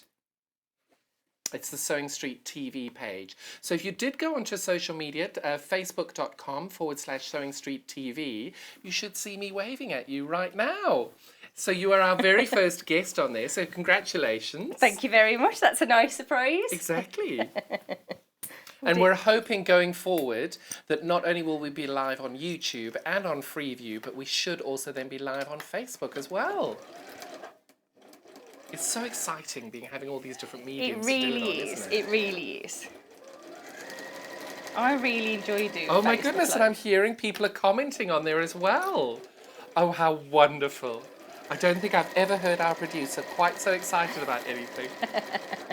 Everybody's very excited here No, today. it's wonderful. You're all definitely It's morning the sun's people. come out. The sun No, is I'm- out. I can definitely tell you I am the worst morning person in the world. But for me, it's afternoon right now because I've been up since quarter you to do 3. get up very early. I've always thought, well, each time we've met, I've always thought you were a jolly person. Because in it's the 3 o'clock in morning. the afternoon for me. That's very true. I'm a morning person. So's my husband. My husband isn't. Shame. Every time he brings me coffee in bed, he just comes in very quietly, puts it No, down, it's not to backs out the disturb room you. very quietly. It's just safer that way. So the next thing we're going to do, so this time with the fabric facing up towards you, it's important that that raw edge is flat on your mat. And this is to allow you to get that beautiful finish on your binding. We're just pressing against that binding now. That is a beautiful finish. I just think it's really lovely. I love adding binding. And See, I'm fine to that point. Now the point Sylvia has to take over. well, you'll notice a lot of my binding has a zigzag stitch because See, I call that cheating. I call that genius. But you're also being able to use all those wonderful stitches on your sewing machine. So win. We have a thing in our family, and if there's a problem, we'll say, no problems, we are solutions. Oh, what So a the good problem idea. is I don't have time to hand sew, so our solution is a zigzag stitch. Nothing wrong with that. But it does look really beautiful as well. And what's really important here is that this fold is sitting just below your stitch line on the back, and that you're showcasing as much of the fabric, because that's the whole point of adding the binding, is that you get to see and appreciate that lovely fabric there. You've got about 4 or 5 minutes. 4 or 5 minutes is perfect. So the next thing to do here is to just pop your clips back on. Just see how speedy it is with the clips. I do. I adore my clips. We're going. No. We're going to see how speedy you are now. You're going to try and put a zigzag on it. Oh, here we go. We're going on. with a zigzag. There we go. We've got the fast speed. So just simply resting this onto your machine, making sure that seam line is central on your sewing machine foot. You'll get that lovely zigzag. You haven't got to worry about achieving that perfect straight line. You know that you're distributing that zigzag, so you've caught the back of your binding. And I would definitely recommend using a different colour thread. I was so distracted I forgot to change the thread colour. But I think the white works very well on that as well. So we've got the same tone in there as, see, we've still Some picked of the up a colour flowers, from there. And we're just getting that lovely zigzag. And I think because of the length of the fabric, it's just a moment to sit back, listen to your machine, watch it do its magic and make these lovely zigzags. You can, of course, use your decorative stitches. I do keep saying I'll have some time when I come up to look at these lovely stitches you've got on your machine, and I might try a different stitch. I haven't managed to find any spare time just yet. It's all right. It's because we keep you so busy. It's because you keep giving me cake and tea. I don't know what you're talking about. So to create those pockets onto your fabric now, we're simply resting the fabric along the bottom of the fabric here, making sure we've got that lovely fabric lined up at the bottom. John, I wonder whether you could tell me where there's a ruler, just so I can quickly show you. I can't find a ruler to hand, but if you pick up that wonderful Millwood caddy, you can. Oh, hang on! I think our little fairy is coming with a ruler. I'm hoping we're not going to hurl it at each other. Thank you very much. So just using your ruler, it's important that you use the lines on your ruler. Align that deep line in the bottom of your ruler there, and just using a fabric pen, just draw those lines on. And then the width of these you would adjust as to whatever you're going to put in them. So where you had the books in the inside of this bag, you did them the full width of the pocket. So I did the full width of the. That's it. The so if like me, you want to do it, tried and tested, it's 7 inches apart. Perfect. But this is really a great opportunity. Now I would recommend sliding your pins to secure your fabrics, and just quickly so I can show you how you pop one of those pockets in. Is just resting this onto your machine, starting at the top of your binding, change your stitch back to your straight stitch. I want to ask you how you know. Because I've done a bit of a zigzag. So it's really important that you reverse stitch there, because when you're putting projects into there, you are going to put pressure on that seam. Do you reverse stitch at the end as well? I never reverse stitch at the end, but a little that's caught tip. in the seam. It will be caught in your seam. And again, just to stop that waste of thread, just turn your project, tease the thread out, and come across to your second line. And we're simply, again, just allowing the centre of the machine foot to follow the guideline that you've drawn yourself, and finishing with your reverse stitch. Once you've done all of your pockets there, just take a moment to remove your pins and trim away all those extra threads to stop any puckering of your fabric. How wonderful. And then finally just give your fabric a little press to remove those guidelines there, and then you're ready to do this. How fabulous. Your pattern shows you how to mark these up, but this is really a great opportunity for you to think about what you'd like to use your caddy for and how far apart the distance that you would like on your pockets up there. So if if you're doing it for crochet, perhaps you'd have them 1.5 inches apart. If you're doing it for your scissors, 3 or 4 inches apart. Brilliant. And I suppose as well, it's one of those projects you could have different sides carrying different things and having different shapes. I tend to, when I make this, other than the most recent one with the pockets for the books there, is I do random, to be honest, because we'll fill it anyway, won't we? Exactly. If there's a pocket, it's being wonderful. filled. So let's just recap on what the colours of the kits are. So the one you're working on at the moment. So this is the hexie. This is the hexes. And you're getting all of the fabric, you're getting the bosal, Yes. you're getting the pattern and the handles for $39.99. That's for the hexie kit that you're working with at the moment. That's the one that I've used to show you today. Then you've got the rose one as well. So if we take your hexies off and we'll put the rose one on, and we can just show exactly what it is in the rose one. Because these colours, I don't know which one I like more. They're all so beautiful. Well, I'm drawn to both, but look, it's got the polka dots and matches I know, the pattern. polka dots are very good. So that is the rose colourway This is the rose colourway. And again, enough for the handles. You've got the bozel. You've got enough fabric inside and out. And you can alternate them however you like, enough to do both. Absolutely. And of course, don't forget Kerrie's wonderful pattern. And again, that's $39.99. That's right. And then last but not least is our Riley Blake colourway. Again, beautiful handles, enough fabrics to do either way you like, and the pattern for $39.99. But if you just want the pattern on its own, we're doing that today as well, and that is $9.99 for this lovely pattern.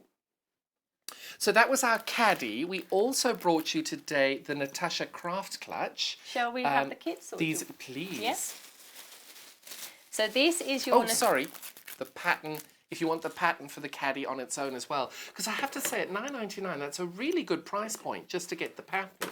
Because all of us have got fabrics. Because this could be quite good as a rainbow. I'm loving fat quarter rainbow colours at the moment in solids. This price is This would be exclusive really to good. Sewing Street as well, so you won't find it anywhere else for that price. Oh, okay, good to know. It's this wonderful team that we've got working with us. Yes, they are amazing. They really are. So the pattern's $9.99, cheapest way you can get it this. And then we've got our beautiful Natasha Craft Clutch. So this is for your clutch. This is your hexes option. And again, this has everything that you need in here to create the Natasha clutch, including your zips. You've got your fabrics, both fabrics there. You've got your batting and you've got your magnetic clasp as well. Fabulous. And that is the hexagon colourway. That's the hexagon. We've got one other colourway, which is the Liberty White Rose. Is it White Rose or Rose? Just Liberty Rose. Liberty Rose. And that finished product is so beautiful, that. There we go.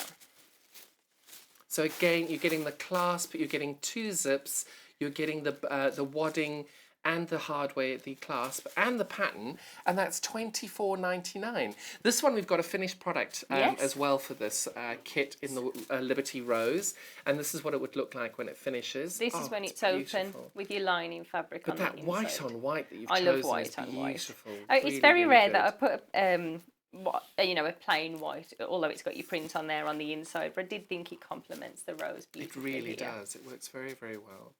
And then, of course, if you wanted to get the pattern on its own, we've got the Natasha Craft Clutch pattern as well. Again, exclusive to Sewing Street at this price? Is it at this price or exclusive? It's exclusive. Exclusive as well, sorry. So the price on that is $9.99. And the great thing about being able to get the pattern on its own, you've got fabric sometimes that you want to be able to use. Yes. It's a nice way of doing it. $9.99. Love that. And don't forget, we've got our fabulous little early bird with our little loveliness of ladybirds. And these, again, these would be really These sweet would look great attached. on the front of the clutch, wouldn't they? Well, I was thinking those little sunflowers as well would look really sweet. There we go. Ooh, let's go yellow. And we've got a pink one there as well. I nearly went for pink, but I think the See, yellow, they all I like work so well. I like a colour that pops. But these, and I love buttons. I love being able to have that cute little button being able to use for anything. But the fact that it's a loveliness of ladybirds, I hope all your ladybirds end up getting one of our wonderful early birds. How fantastic. Now, you're back with us at 10 o'clock. I am. And what are you going to be doing then? 10 o'clock, we've got the Alana tote bag and we've got some little makeup bags as well. I'm very excited. Looking forward to that. After the little break, we're going to be having Delphine. So we're going to redo the set and we'll be right back.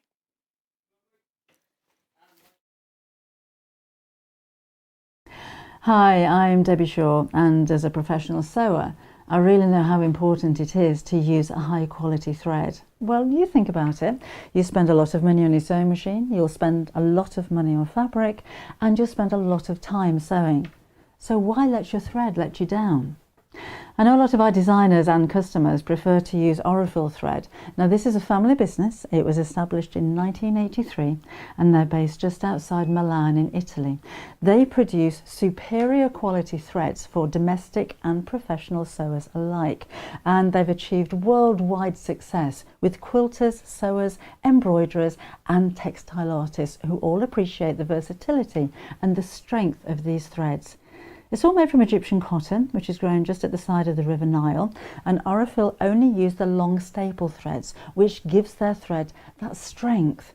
Each one of these threads goes through 15 steps before it even gets onto a spool and then comes to you to use in your sewing projects. Now at Sewing Street, we've collaborated with Orifil and we've brought you 2 collections of threads. So we have the Quilters collection, and these are exclusive to Sewing Street. We've done a lot of research with quilters, and these are the colours that you prefer to use. So we put a whole collection together for you. The second collection is the Essential collection. So this is for the homemakers, for the bag makers, for the craft sewers, for the dressmakers. And again, these have been proven to be the most popular colours that you're going to use. So if you want your projects to last longer and your seams to be stronger, invest in some quality thread.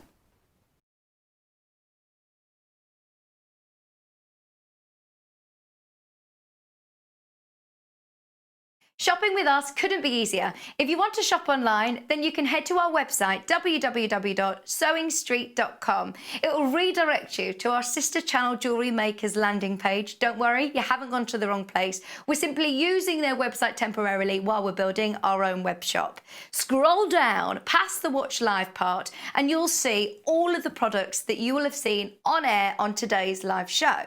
You can also shop our catalogue by clicking a category, clicking a product to view closer, and adding it to your basket. Once you're ready to check out, you will need to create an account, which is absolutely free to do so, but it will mean that you can check out on as many orders as you want throughout the day with still only paying 1 postage and packaging.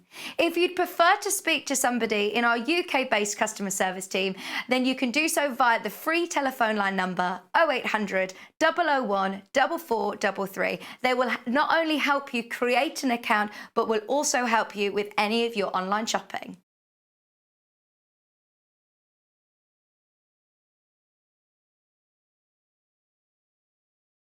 Hello and welcome. We love hearing from you, and we really hope that you can follow us on our social media platforms. We've got Instagram, which is @SewingStreet. We have Facebook. We've got 2 Facebook pages. One is the Sewing Street TV page, and the other one is Sewing Street Fans. All 3 of these are monitored all the time by our wonderful team, and if you want to message us on air, drop us a line on either of those 3 and we'll definitely be able to answer your questions that you may have. If you post on the actual wall, we can perhaps answer there. Otherwise, message us as well. That works really, really well. Thank you so much for being involved, and it's only because of this community that we're able to bring you all these different diverse products and to be able to answer your questions that you may have. Another way you can stay in touch with us is by signing up to our newsletter. These newsletters are sent out to you very regularly, and they include not only our guest profiles of upcoming guests, but also amazing shows that we've got coming up for you. And if you want to look at the amazing products before everybody else, that's the best way to do it. If you'd like to sign up and you haven't already, the link to follow is www.sewingstreet.com/sign up. You won't regret it. Thank you. If you love sewing, then you need the UK's favourite sewing magazine. Every month, you'll receive exclusive patterns. Follow simple step-by-step guides suitable for all skill levels to make your own stunning clothes, accessories and more, together with inspiring tips and tricks from industry experts. Join in and discover your love for sewing. Try Love Sewing today and get your first 3 issues for just £6.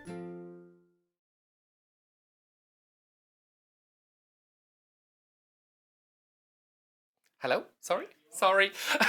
Welcome back. We've got the fabulous Delphine in for this hour, and it's going to be these beautiful, beautiful bags. Look at all of these. So for today, you're going to be able to get the full kit to make 3 different sizes of these purses. They are so beautiful. And we've got this wonderful little coin purse here as well. Absolutely adorable. And I love the fact that we've got this wonderful hardware on it. So there's 3 different sizes. That's the first little size. Our second size is our medium one over here, and these beautiful attachments and wonderful little strings that we've got here with our gorgeous little beads. That's really sweet as well. And then last but not least, we've got this wonderful handle on it as well. Loving that. And then Delphine's also going to show us how to make another shaped bag. But the pattern that we're getting today has every single pattern in this pictures here. So you're able to make all of these and you can adjust them as you go. All of the patterns are so well written. You've got these wonderful instructions and pictures explaining exactly every single step of the way. You've got your templates at the back here, nice and simple to use there. So you've got the wonderful set of instructions.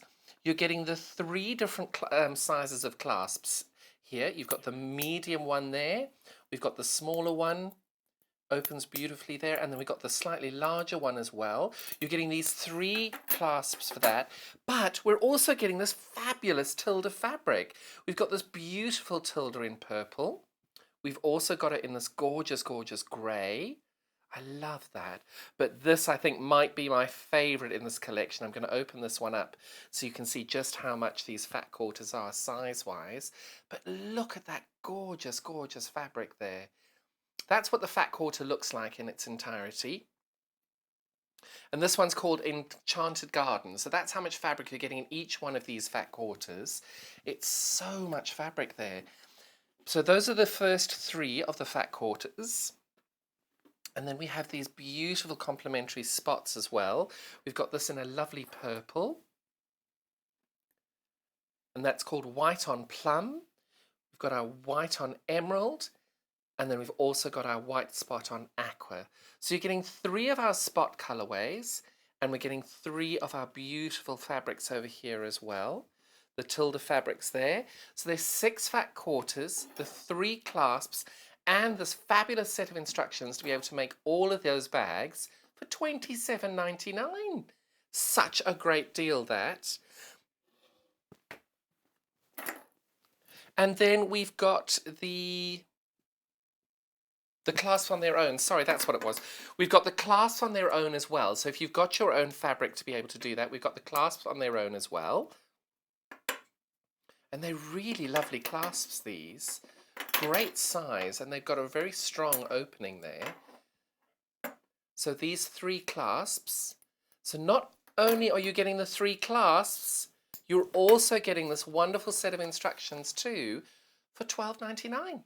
That on its, the patterns on their own should be $9.99. It's such a great deal, that. Really, really, really special deal. So that's $12.99 as well. Got that there.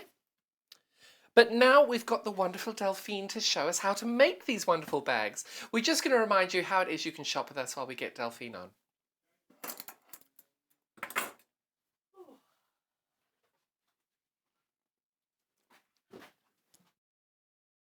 Shopping with us couldn't be easier. If you want to shop online, then you can head to our website, www.sewingstreet.com. It will redirect you to our sister channel Jewellery Makers landing page. Don't worry, you haven't gone to the wrong place. We're simply using their website temporarily while we're building our own web shop. Scroll down past the Watch Live part and you'll see all of the products that you will have seen on air on today's live show. You can also shop our catalogue by clicking a category, clicking a product to view closer, and adding it to your basket. Once you're ready to check out, you will need to create an account, which is absolutely free to do so, but it will mean that you can check out on as many orders as you want throughout the day with still only paying 1 postage and packaging. If you'd prefer to speak to somebody in our UK-based customer service team, then you can do so via the free telephone line number 0800 001 4433. They will not only help you create an account, but will also help you with any of your online shopping.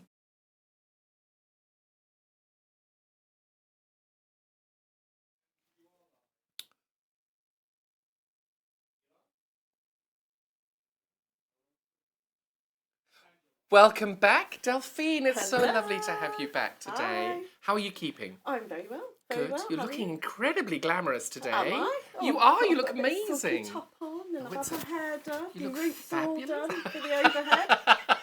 Yeah. I love it. You look fabulous. Thank you. So do you. Loving the shirt. Oh, you're very kind. I've never worn the same shirt twice. Have you not? Yep, 63 shows, and I've still not worn the same shirt twice. That's a lot of shirts. I haven't even gone halfway through yet. Oh, quite me. Aren't we in for a treat? Tell me about these bags. They are amazing. Yeah, I really enjoyed this project actually because I've done a few bags before, and to be able to design them. So all these patterns, I designed them today. So, but there's also ways I can talk about a bit later on that you can adjust the pattern as well. Right. So, and I think, especially if you're a new sewer, I think people get a bit put off using a bit of hardware. Don't let it put you off. So I'm going to show you and hopefully make it look really, really easy of how to do it at home. How fabulous. Yeah. But I'm loving the way you've decorated these as well. Well, I do like a bit of embellishment. I like it. Yeah, so hopefully if we have time, I'll go through a few little bits. We'll make time. We will make time, They're absolutely. beautiful. A friend of mine, she has one of these, but on her wallet, she's attached one of those, but she's put jingly bells on it. Oh, lovely. So every time she picks the wallet up, it's a jingly bell noise, and I don't know whether she put it on or her husband put it on. Right. Because every time she uses it, ring the bell, and you can see him like a little meerkat. What you buying now? What you buying now? Lovely. That's not annoying at all, though. If every time you pick it up, it's jingling at you. But it's a really good safety measure yes, as well. it is, absolutely. But I love the way you've decorated this one as well, with the beautiful jewels on here as well. Again, I like a bit of bling. Gotta be done. got to be and done. you do it really well. Thank you. So which of the bags are you making for us today? So I thought I would do the clasp purse today. Right. So this can be done, you can have it as a little clasp purse, for a little party. So wearing a bit of tilde, lovely. Got to be done. It's got to be done. Or you can even have it as a little handbag as well. So I just really like the shape. I thought it's, when I designed this, I really wanted it to make a bit of a statement and be something a bit when people are looking at you, where'd you get your bag from? You go, well, I made it and I'm wearing a tilde. It's my design, darling. Yeah. How lovely. Yeah. So, yeah, shall I show you how to make it? Please, that'd be So, lovely. it's quite simple. So where should I pop that? I'll pop Right that there, here. just in case I might need it in a bit. Okay, so I've kept with the purples for this one. So there's 3 patterns in the instructions. When you get your pattern, obviously, am I okay to? Yes. Yeah. So the instructions, the pattern at the back, as you can see here. So there's 3 different patterns. So this is the clutch purse. This is the one I'm going to do today that's in the black. The one that's in the blue is the box purse, which is the one with the jewels on it, and the coin purse. So the instructions are all the same for the coin and the clutch. And the only thing is the box purse is you do steps 1 to 3, and then you do the box bottom, and then you carry on the rest of the instructions. So Okay. it's all quite straightforward. So I think once you've done one, it's quite straightforward to do the other instructions. But what I noticed as well in your pattern, it's got loads of pictures. So all of that's yeah. very well explained in there It as is, well. yeah. I do like a picture. Oh, I love them. So again, I think everyone learns in a different way, don't they? So some people like the written words. I'm a visual learner, so I quite like having the pictures and the bit there to. So do I. Yeah, I like lots of pictures. So as you can see, yeah, loads of pictures there. So again, I've shown you exactly how to do every single step with the coin purse, and then I've put in the images as well for the clutch, and even the instructions of how to do the box bottom. And if, again, we're going to make time, I'll hopefully show you how to do that as well. How brilliant. So yeah, so that's the instruction. So when you get your template, obviously you won't want to cut that out because you'll lose the other pieces. So just get another piece of paper and trace over. And if you've got a light box, that's great because you can really see through. Or just pop it up against the window, another piece of paper, and then mine's a bit tatty. It's done a couple, so excuse my scribbly handwriting there. So yeah, so you just want to cut it out like that. And also, just a little note, always make sure that you put the little notches there. Good tip. So it is all in the instructions. So, but just to make sure, I've definitely told you, always write the little notch on the side. I like that. So yeah, so there's the. I've just got to put these in. Oh no, put that on there as well. Okay. Right. Okay. So I'm going to put my scribbly pattern away. So with that, I've cut out 2 pieces of lining, which I've used the plum. So these are going to be my 2 lining pieces. And again, I'm trying to get used to it being the other way around. So I have actually put a little mark there, as you can see, where I was just saying about the notches on the pattern. So I've put those there, and also I've used a little bit of wadding just to give it a bit of stiffness. Otherwise, it will be a bit loose, and you won't have the structure of the bag. It won't hold its structure. So I've used a little bit of wadding. You can use an interfacing, especially a heavyweight interfacing, and some it's quite stiff. That will work as well, just fine. And I've also used the tilde one. So we're actually going to replica, hopefully, the one that I've already shown you. So when you are cutting out your pattern, make sure that if you're having a print like this, that it's a directional print, that you're cutting them out the right way. Otherwise, it will ruin your fabric and it'll be upside down. So, right then. Every single one of us has done that. Oh yeah. The only reason I'm saying it is because I did it. I'm doing this. I'm sorry. I was trying to be clever and folding the fabric in half. And when I'm sewing, I tend to always have the radio on, or I was listening to a podcast or something. And that's exactly what I did. So, note to self: make sure you measure twice, cut once. I even say it in my advert. But the top tip there is keep the one you've cut wrong, because no doubt you'll do it again wrong. Then you can have two going the other way. It'll be upside down, angels. Yeah.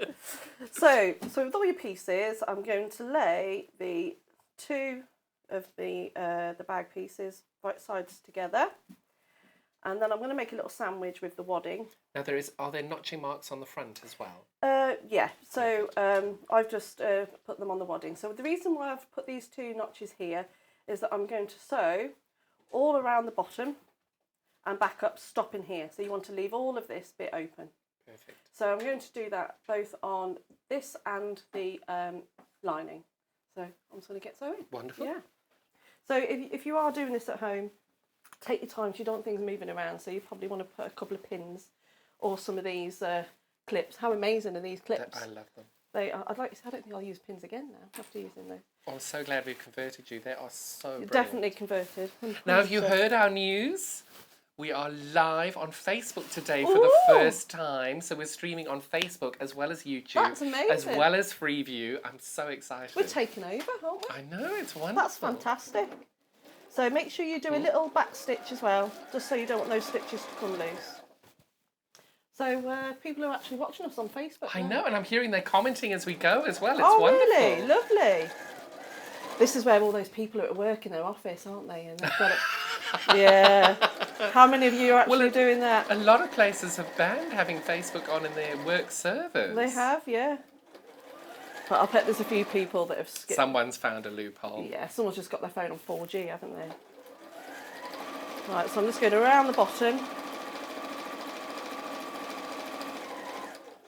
Oh, that pen's going on a little journey.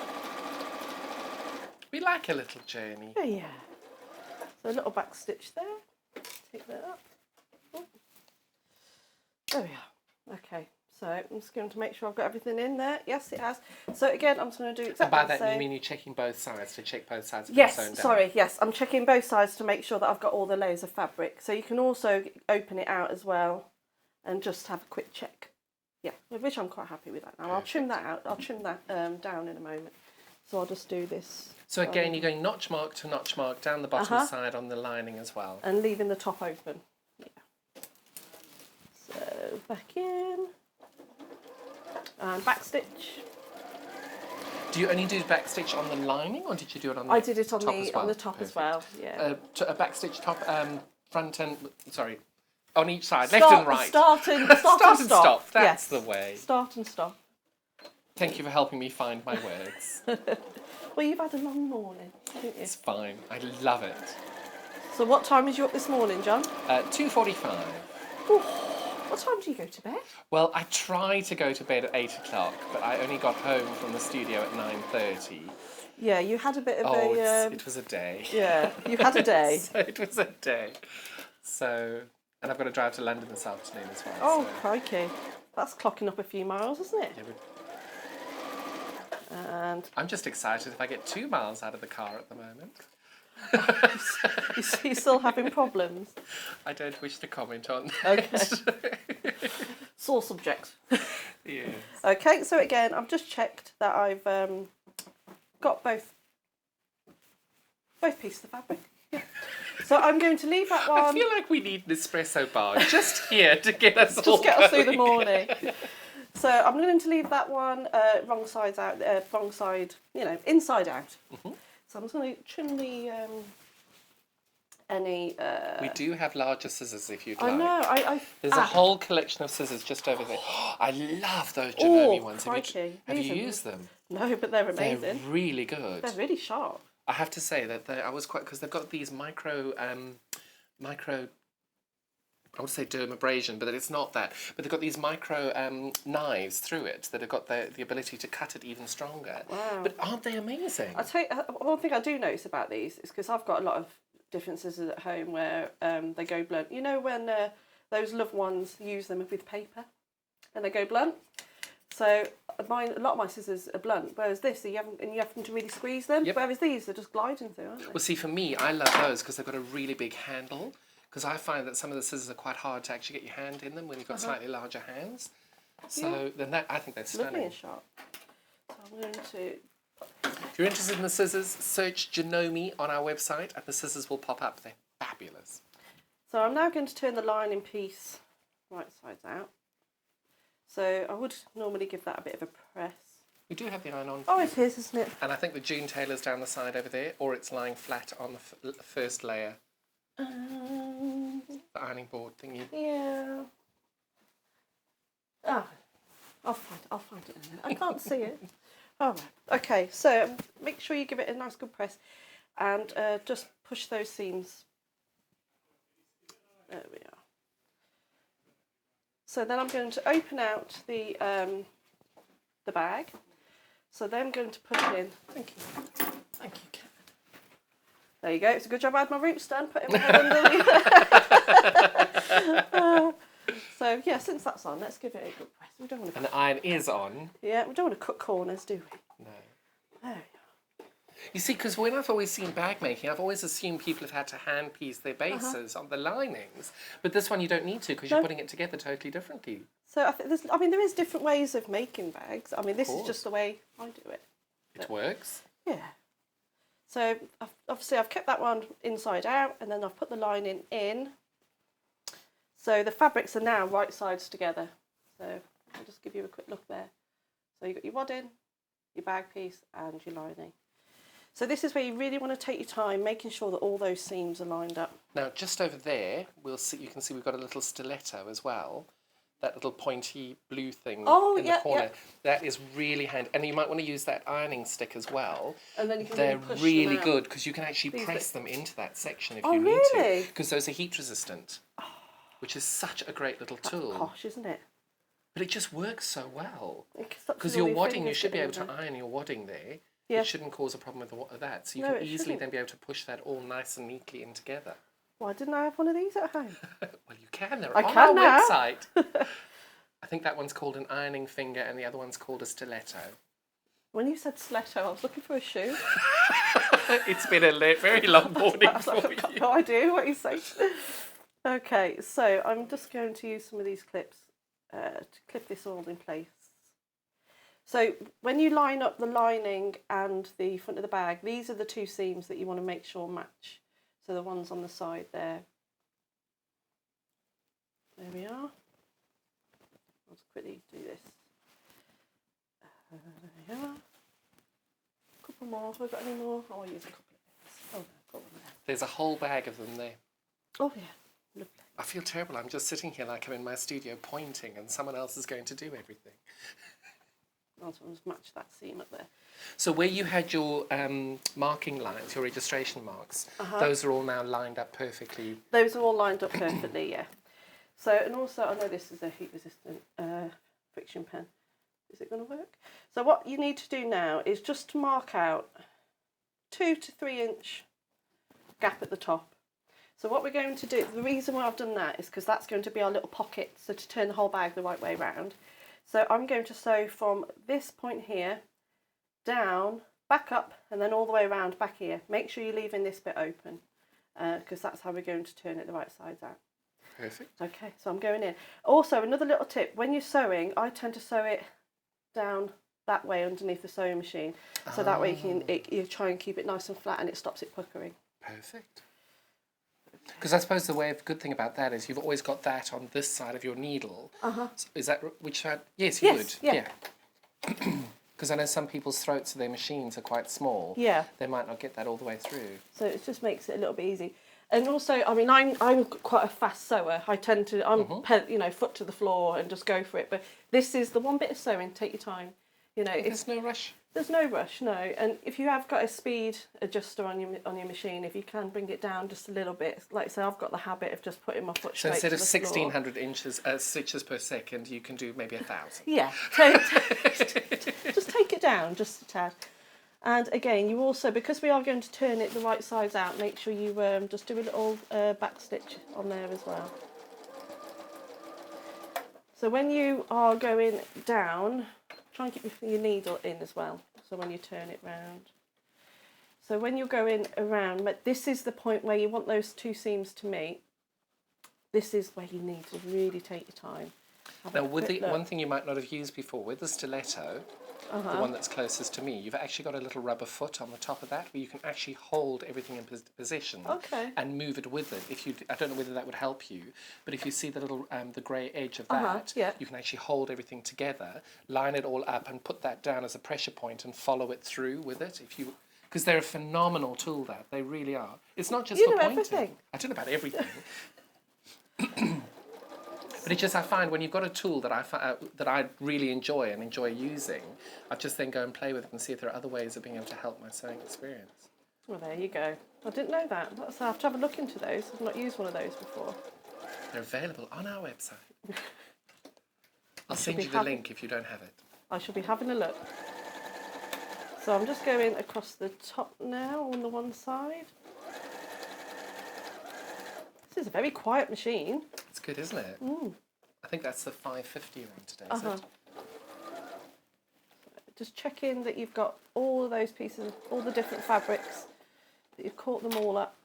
So with this, would you need a walking foot? I use a walking foot quite a lot at home.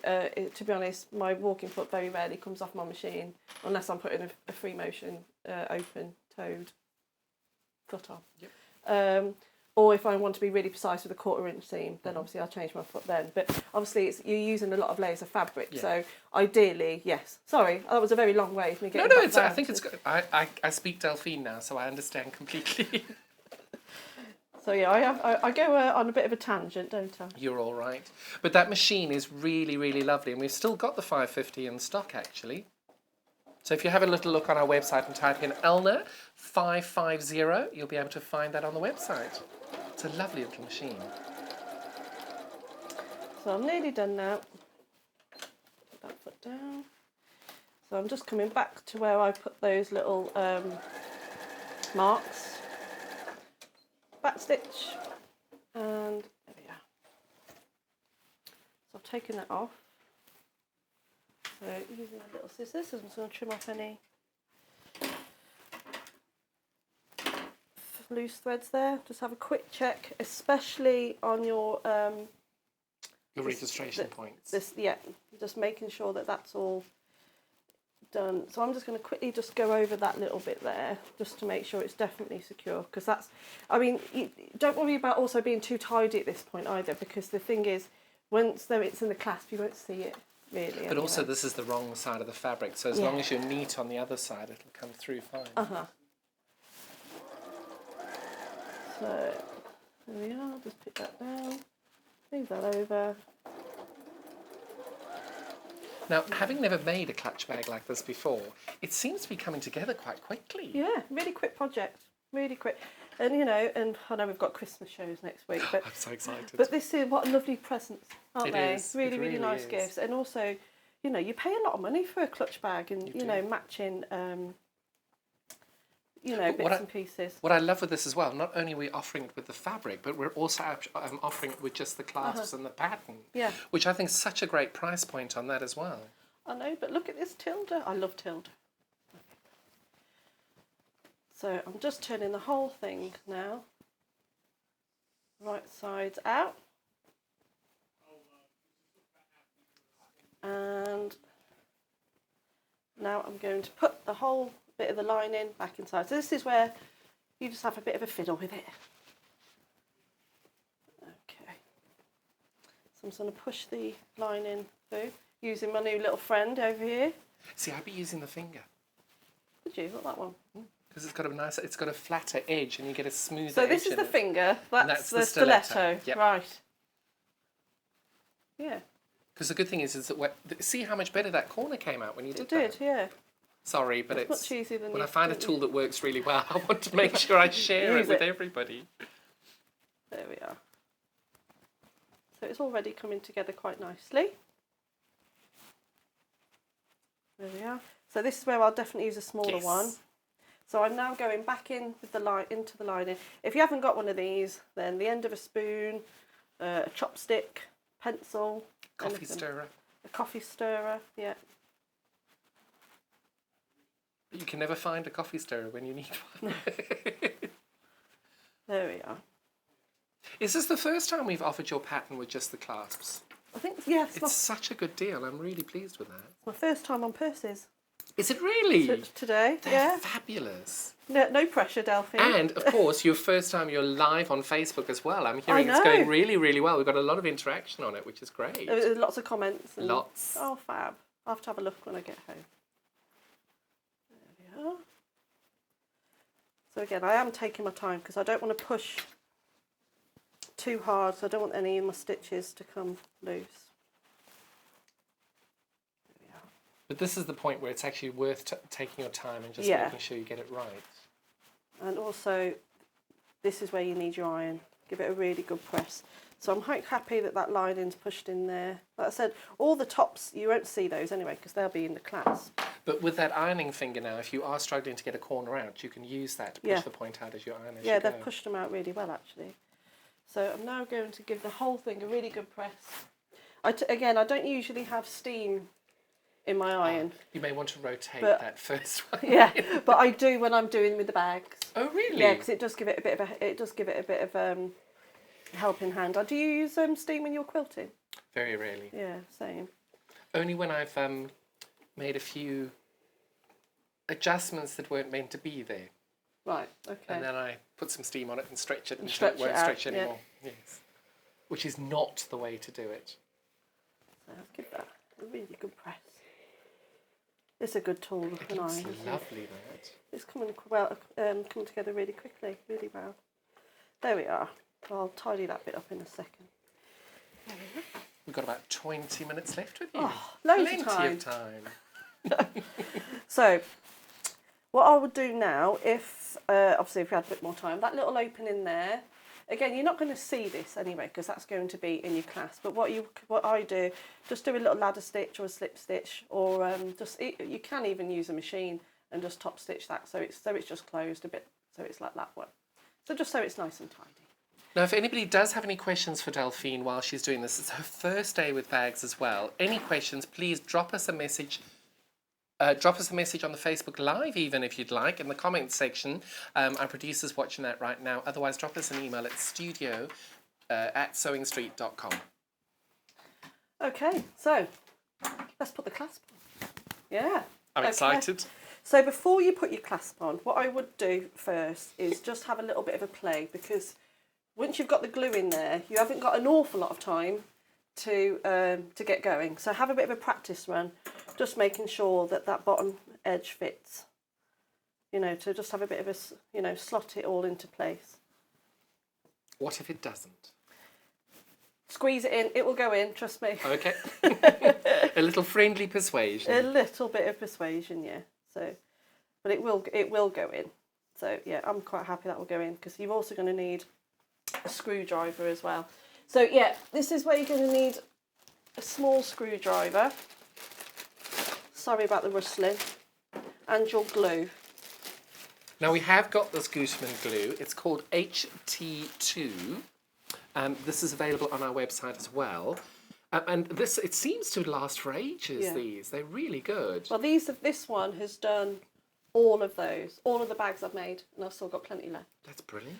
So a little bit of a tip with your glue before you get going, a bit like your toothpaste. I'm not one that just pushes it all the way down to the bottom, and I just squeeze it from anywhere. But make sure that when you come to do the glue, if you've used it a couple of times already, make sure it's all pushed down, ready to go, because you want to actually, you don't want to squeeze too much out because it will just go everywhere. So you want to rely on the gravity of the glue. Okay, so I've got my clasp. This glue will go hard fairly quickly, so if you are doing it on a kitchen worktop or anything, just put a piece of paper down or something so you're not going to get glue everywhere. So this adheres to metal and fabric, and fabric as well. Yes, and it's really strong, really good glue. So starting on the one end, so all I'm going to do is tap it. So you don't want to squeeze it out, you don't want to force it out because it will come out naturally anyway. So if you are if you are doing this in a small room, I'd make sure you just open a window or something because it can get a bit smelly. There we are. We won't mention that in our windowless studio. No. I just noticed it because I'm like, oh, it's like, yeah. Oh my goodness. So Lucky we've got the aircon on, so we'll be yeah. fine. And the glue is coming out as clear. yes, and also don't worry if you get a bit on the outside of the clasp because that will just dries scrape clear. it. It dries clear and you can scrape it off just with your fingernail. So you want to do both sides. There we are. So you want to also wait a couple of moments just for it to go a little bit tacky. And like I say, it does grow. It does dry clear. So don't worry about it getting on the fabric as well because you won't see it. I'm trying to get that as even as possible. And just down that side there. And there we are. Because that's a big clasp to be able to get all that glue in as Yeah. well. There's still some left as well. Now, if you've put too much glue on, it's not going to be a problem, is it? No, not at all. Like I said, if you feel that you have put too much glue in, leave it a little bit longer. So when you put it in, it will be a lot thicker and a lot stickier. Otherwise, if it's still really runny, it might go through the fabric. So pretend I've left that a couple of Oh, moments. that is quite strong. Hello! Hi! Please do this in an open-aired room. Oh, it's in the aircon now. So I'm going in now. So like I said, pretend I've left it a little bit longer, and also that I've sewn. Now, into putting this in, are you then just starting in the middle? I start in the middle again. This is just the way I do it. Other people start it on the corners. I tend to put it in the middle because then you can manipulate the corners a little bit more. Perfect. And I suppose, well, if you start in the middle, on the edges, you've got that additional fabric secured, makes your purse a little bit stronger there. So this is probably what the most time-consuming part is. You could sew about 4 or 5 of these of how long it takes. You have 17 minutes. 17 minutes. Thank you for that, John. No pressure. So this is where. And then the little tiny screwdriver, you're just guiding everything in ever so slightly all the way through. I say I'm doing it gently. I'm not doing it gently. I'm actually You look quite gentle to me. quite forcing it into the corners, making sure that other bit doesn't get out of the way. See, I've not left it long enough, so it's not going to go in straight away. There we go. It's starting to get a bit tackier now. You can feel that within your fingers. Well, if you want to leave it for a minute, do you want to talk about these wonderful tassels that you've got on the edges? Yeah, sure. So on these tassels, we've got this wonderful cord that we're selling as well. And we've got this as it just holds your little bag. It's got this beautiful thin cord. But you've also used that to create these wonderful little tassels. So the cord that we've got it in black and in brown. So these are an additional add-on. Ending in number 82 and 64. Yeah, those are really simple to make, actually. I can quickly demo one of those. I'll just put the one side in just so I can show you exactly how it goes in. Nearly done. So, like I said, once you've gone round, go round and over again, starting from the front, so you know those bits that are in with the clasp, and then do it from the inside of the lining. So with these, this is the little black cord that we've got. You'll see we've made this wonderful little tassel on the bag using this cord. And it is so, so beautiful. Really great detail. And then on the bag as well, we've got these wonderful little beads that are on here. Now, we share our website with Jewellery Maker, so do have a little look on Jewellery Maker's pages as well. We've got the most phenomenal collection of beads on there.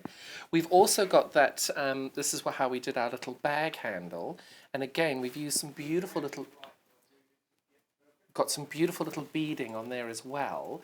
You can just see that there with the bag. So what I'm showing you in my hand at the moment is the brown colorway. So that's also $1.99 for a pack. Just trying to get rid of the studio lights there for you. This is 3.5 meters by 1 millimeter wide, and it's a really nice, firm, strong thong. It's called thong, which is not quite what I'd have called it, but there we go. It's just it's got a really nice texture to it, and it feels really, really strong as well. Is that why you chose it for the holding it as a bag? Like I said, you can do lots of different things with it because they're us crafty bunch like to experiment. That's right. But it holds that nice and comfortably, and it doesn't feel that it's going to break at all. And it's delicate. It's pretty. Very. So I'll just do the one side for you now. So that's one side in. Well, that was really quick. Yeah. So like I say, it's starting to get quite tacky now. So that's one side in, just there. Let me turn it the other way. So the time to leave it until is when the glue's actually starting to get tacky. To get a bit tacky, okay. Yeah. So imagine I've done both sides. So that's so you go first of all from the outside in, and then you'll turn it round, and then you'll do it from the inside. And don't be afraid to get quite aggressive and push it right up into the clasp. So should we do a little demo of like the... Well, do you want to put the other side in as well, just in case anybody may have missed that? So I'll do it because that feels like quite an important piece. So there we go. I'm going in from the middle, all the way round. So this time you're starting with the lining first. Yeah, just so it's open. Just because it's open, so it's just easier. Oh, and you can see that's definitely sticking a lot better this time now that it's got a bit tacky. It's a lot quicker, isn't it? There we are. So how long do you think you've got until actually you can't actually get it into the clasp? Or do you... It stays fairly tacky for a while, actually. So, plenty of time. I mean, the smaller one, I think, takes me a little bit longer. Mm-hmm. And I think 10, 15 minutes, probably a bit more, maybe. But definitely leave it, obviously, somewhere to dry for fully before you... start putting any... An open window in the sun, I would suggest. Yeah, and the sun's out today. It is. No more rain. So you see in that corner, it will try and give a little bit, but just keep pushing at it because it will stick. But this is where you really do need one of these tools, just to... There you go. I'm going to really push that into the corner there. And then all the way back down the side. And where that little hinge is, obviously there's no glue there. You're going to leave that open, and that's where, you know, where we put those notches or those seams there, that's where that meets in line with the little hinge there. There we are. That looks brilliant. And then you just do the same as you did the other side, and then just make sure that's all nice and neat on the other side. And any glue that's on the clasp, leave it to dry completely, and then just scratch it off with your nail or something. There we are. There we go. Oh, that looks wonderful. What an easy, quick make, and it's beautiful. Pretty. Really, really lovely, that. So with that one, I did do the handle for this one. Let me swap these two over. So this handle here, all I did was, you know the way you make bias binding? Yes. That's all I did. Wonderful. And then I just hand sewn them onto the little rings. Yeah, little rings there, and that just made a nice little handle. They're brilliant. So yeah. So when you used this the thonging, how did you attach that on? Just with a tiny little knot? Yeah, I've actually got some. Actually. Oh, goody! Let's show how to use it because I'm dying to see how you make this little tassel. So with the beads, I believe last time I did use some beads and things. I think if you use Jewellery Maker, they've got loads of beads. Thousands of them. And I think it's the same postage and packaging, isn't it? It is. That's the other thing. If you do buy from Jewellery Maker, you're not going to pay any more postage and packaging because they're our sister company. Whether you buy from Sewing Street, Jewellery Maker, or in a few weeks Yarn Lane, all the same company, so you'll be able to get the one postage and packaging on that. So with the thonging, thonging, yeah. So just tie it on. So see if you have a few little beads or some nice buttons or something, they're quite nice. And in fact, I've even got a little flower that we could even put on there. You could put our little early birds on there. Definitely. Yeah, you could. Love those little... Did you hear about what happened with the ladybugs? No. So a nest of ladybirds is called a Loveliness. Oh, that's very fitting. Very fitting for Kerrie. On. Yeah. And then one of her ladies that go to her group, they called themselves the Ladybirds. Oh, which I think is very, very lovely. sweet. Oh, what a lovely little group. Isn't that wonderful? Yeah. So Yeah, but yeah, you could use those, You couldn't just you? pop them onto the side. You could put them onto the side. You could sew them either side, couldn't you? Or you could just glue them. Or glue them. that Well, be- that that glue will glue? probably do it, It would. actually. Yeah. I think it does plastic to plastic. I think it does. It's really strong. So I'll just cut those off. So let's... Yes, coated fabrics and polystyrene. So if it does polystyrene, it's not suitable for acetate.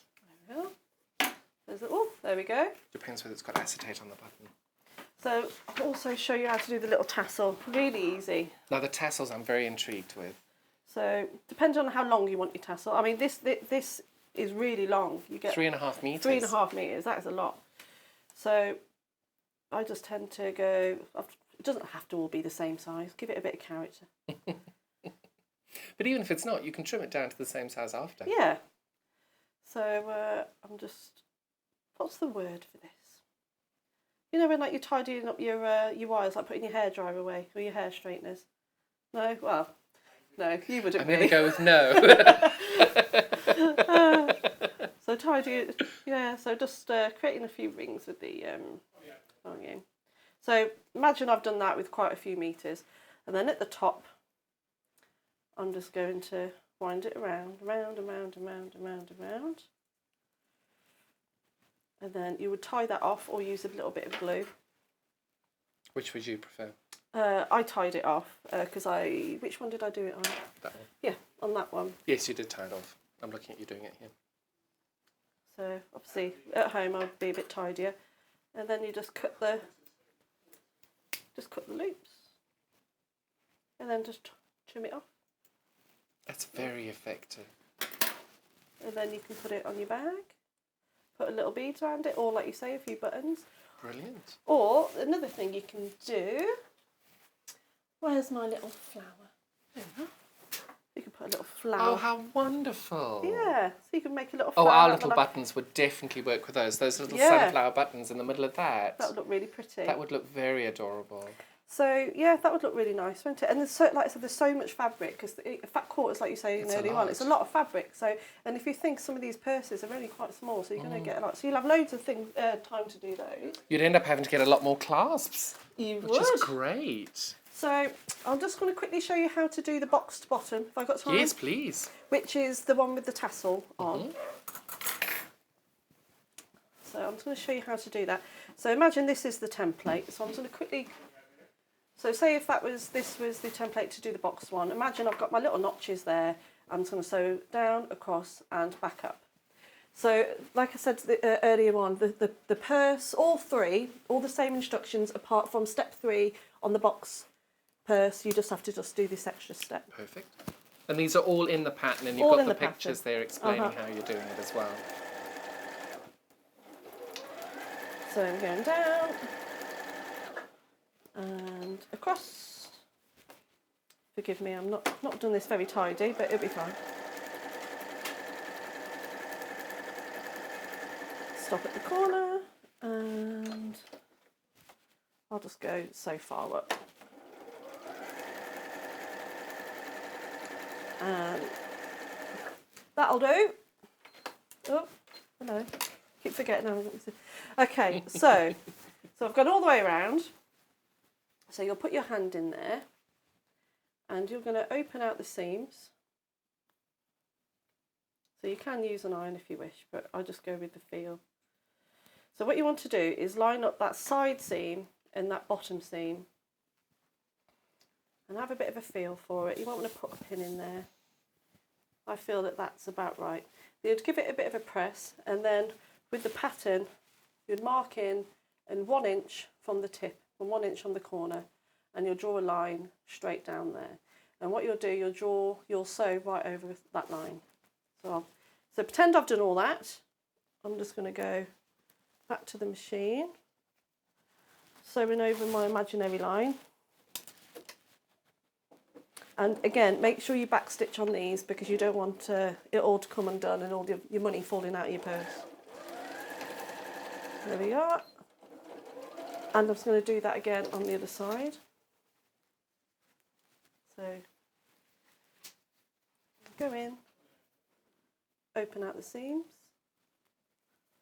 and I've got a bit of glue on my finger. have a bit of a feel around so those seams meet. Again, marking 1 inch from the outside corner.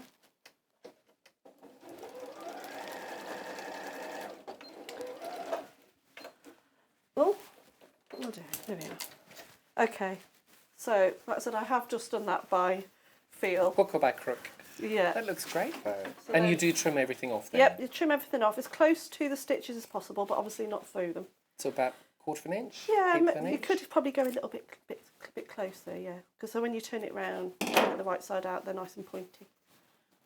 And go inside, turn it the right way round. And Oh, there that's you go. really neat. you see? And I have to say, your points are even excellent as Not well, bad. lining up there. So, For someone who just literally shoved it through the ulnar, that looks really good. so yeah, then you've got your box brilliant. bottom. So, And yeah. you would do that with both sides, do the that- lining and the outer. Yeah. And then one would just be slightly smaller and put the lining on the inside. That's right, and then you just carry on with the rest of the steps. That's the only thing that's different, otherwise the rest. And also, if you do want to do your own pattern, so say if you wanted to make one a little bit bigger, if you are going to change your pattern, so say if you wanted to make this clutch bag, say if you wanted to make this clutch bag a little bit bigger, for example, if you just go from the notches that I've drawn there, and then you can design your own size. Oh, how clever. So all it is you want to make sure that the clasp length is the right size. So That would be the size of these. yeah. So say with that big one there. So you just want to make sure that it's the right size clasp. So if you're using this big clasp here, draw from these notches, and you can make as many bags as you like in your own pattern. Brilliant. So but always make sure you go from those. Now, would this work with any fabric if you wanted to use a PU or a canvas or anything as well? Yep, And the anything. glue would hold everything in Yep, place as well. So that definitely. HT2 glue is really handy for that. And the only thing, if you're going to do it, use it as a, if you're going to have a big handle, if you're going to carry a lot of things in the bag, what I would do is use a tiny little bit of twine. And you know when I was pushing it in with the screwdriver, Yes. what I would do is just add a little bit of twine underneath the clasp and push that in as well, and that will just make it a bit stronger. So, but if you're using it as a purse, a coin purse, or a clutch bag, it's fine. But if you just a little bit of twine, just putting it up there, that's only if you're going to put a lot of things in. And that you push right up to the glue in the gluing stage. Yeah, and you or- won't see it. No, but, of course. But of course, when Do you put the twine on both sides? no, I've just put it on the outside. outside. So, but you can, especially if your fabric's quite thin, then I would put it on both sides. But because you've got the wad in, you don't need to. You don't need to. No. Brilliant. Yeah. So this has been fantastic. Congratulations on your first hour of, Yeah. of class purses. What I'm going to do is I'm just going to remind everybody what they're getting in the kit. So I'll ask you to put the pattern back on Okay, that little yep. spot there. So all of the both of the kits that we've got available today, the first one we're going to do is just the clasps. So you're getting the wonderful set of instructions there, and you're getting 3 of the clasps. Sorry, we're going to do the one with the fat quarters first. So the instructions here are to make all of... Are they 4 or 3 or 4? I thought there were 3. 3. Yeah. So there are 3 different designs on the pattern. We've got our 3 different size clasps here. These are 19 centimetres, 13 centimetres and 8 centimetres in our clasps. But you're also getting 6 fat quarters. 3 of them are the tilde fat quarters there, so you can see we've got the tilde, and the tilde, and you've got these wonderful spots here as well. This one, I have to say, I do love these. They're beautiful, but I think this one might be my favourite. This gorgeous colourway there. But these tilde fabrics are always absolutely stunning. And just look at those beautiful detailings on there. So you're getting 6 fat quarters, the 3 clasps being the 8, 13 and 19 millimetre, as well as the set of instructions, and that's £27.99. If you just wanted to get the clasps and the pattern, we've got those available for you as well today. That will be, the 19 millimetre, 13 millimetre and 8 millimetre clasp, as well as the set of instructions. That's going to be £12.99. If you did need to or want to do some embellishments to it, we've got this wonderful thong cord as well. These are available 3.5 meters by 1 millimeter. This is the brown colorway that we've got. Just going to move that. Oh, move that out the way. So this is the brown 3.5 meter by 1 millimeter brown thong cord. That one is $1.99. If you didn't want brown and you wanted black, we've got you covered for that as well. They're also 3.5 meters by 1 millimeter, and it's a black thin cord, a black thong cord. Again, £1.99 for that as well. If you are going to be making these products, you will need to get the HT2 glue, but unfortunately we've sold out. So congratulations to everybody who ended up getting one of those. Do keep checking on the website. We are updating stock as often as we can, so do make sure you stay in touch with that as well. Delphine, it's been divine having you here. Thank These are you. so beautiful. Congratulations. Oh, I'm really thank pleased you. to have them. And well done being our second guest on our Facebook Live Yeah. feed this morning. Thank you Very for having me. exciting. You'll be able to Yes. watch us now on Facebook as well. I will. I'll have it on when I get home. Wonderful. Now, when have we got you next in? Next Thursday. Next Thursday. I'm in next Thursday as Yeah, well. I'll see you And next it Thursday. might be Christmas. So I'm really excited for that. Thank you so much for being with us today. Get Thank home you. safely, and I Yes, look you forward to too. seeing you next Thursday. Thank you. Thank you for having In me. the next hour, we've got Kerrie from Living in Loveliness. She's coming back to bring us, and she did tell me, and I've just drawn a blank. We've got some lovely things with Kerrie after that. It's a cosmetic bag and a tote bag. Sorry, I don't know why I forgot that. My apologies. So she got her back for another hour, and we'll be right back.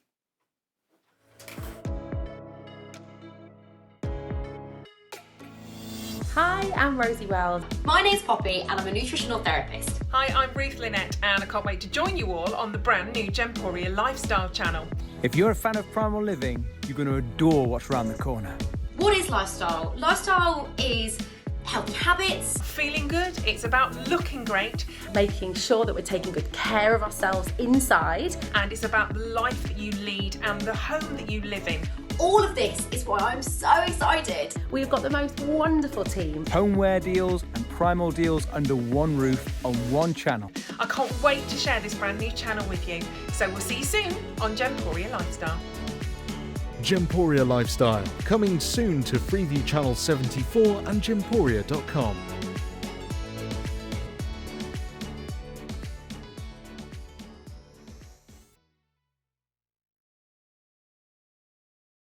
If you'd like to get in touch with us during our live show and send in any messages or any questions, then you can do it on studio@sewingstreet.com.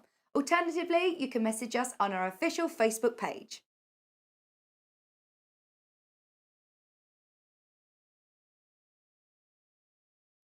Hello, I'm Kerrie from Living in Loveliness and I'm delighted to be part of the Sewing Street team. I'm based in Wolverhampton and I absolutely love working with fabulous fabrics. In particular, I love working with fat quarters and showing you how to get the most from your scraps. I love bringing communities of sewists together and encouraging people to sew for greater causes. Most recently, we have been sewing for our NHS and key workers. I look forward to bringing you hints, tips and techniques. I'll see you soon.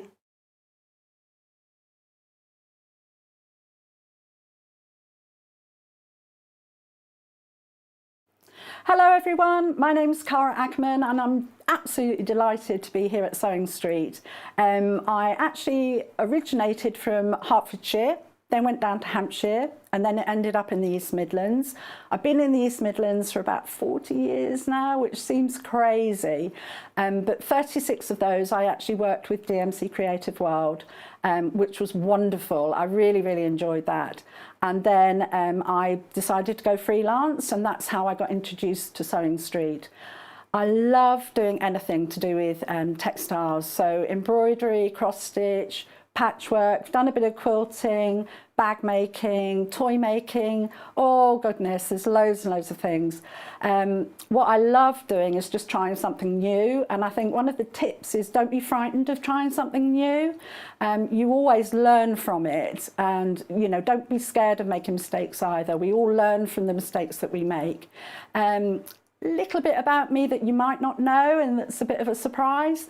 I once went to the garden party down at Buckingham Palace, the Queen's garden party, for some work that I did with Kerrie. I was so lucky to go there, and just a wonderful time. So I hope to see more of you on Sewing Street, and I hope to try lots of new crafts with you. So see you again soon. Bye-bye.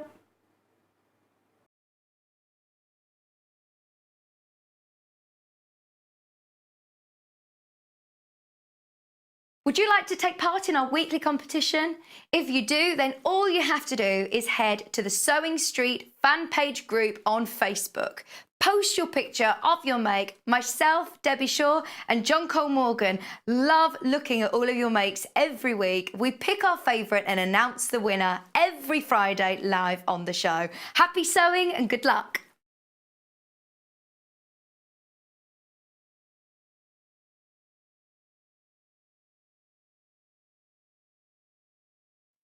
Hi, I'm Debbie Shaw from Sewing Street, and these are my 5 top tips for successful sewing. So, number 1, always use a good quality thread. A good quality thread will keep your seams stronger and also help to prevent lint building up inside your sewing machine. Tip number 2, if your project isn't going quite according to plan, put it down, walk away from it, come back again the next day and you'll probably find that things don't seem half as bad as they did. My tip number 3, never throw away your sewing machine manual, always keep it to hand because you're going to find hints and tips, techniques and troubleshooting in that manual. You'll miss it if you lose it. My tip number 4 is to read your pattern instructions before you even cut out your fabric. Different manufacturers of patterns will give you different instructions, different ways of constructing your garments and different seam allowances. So to have a successful garment, you need to follow the instructions precisely. And then tip number 5 is don't give up. Every professional sewer sewed their first seam. Every professional quilter quilted their first quilt. Every professional quilter sewed their first line of wonky stitches and had to get out the quick and pick. That's no different to you. So I hope you find these useful. If you want more hints and tips, then why not go to Sewing Street on channel 74 on Freeview, on Sky 670, and of course we have a YouTube channel where you can catch up on previous demonstrations. We'll see you soon.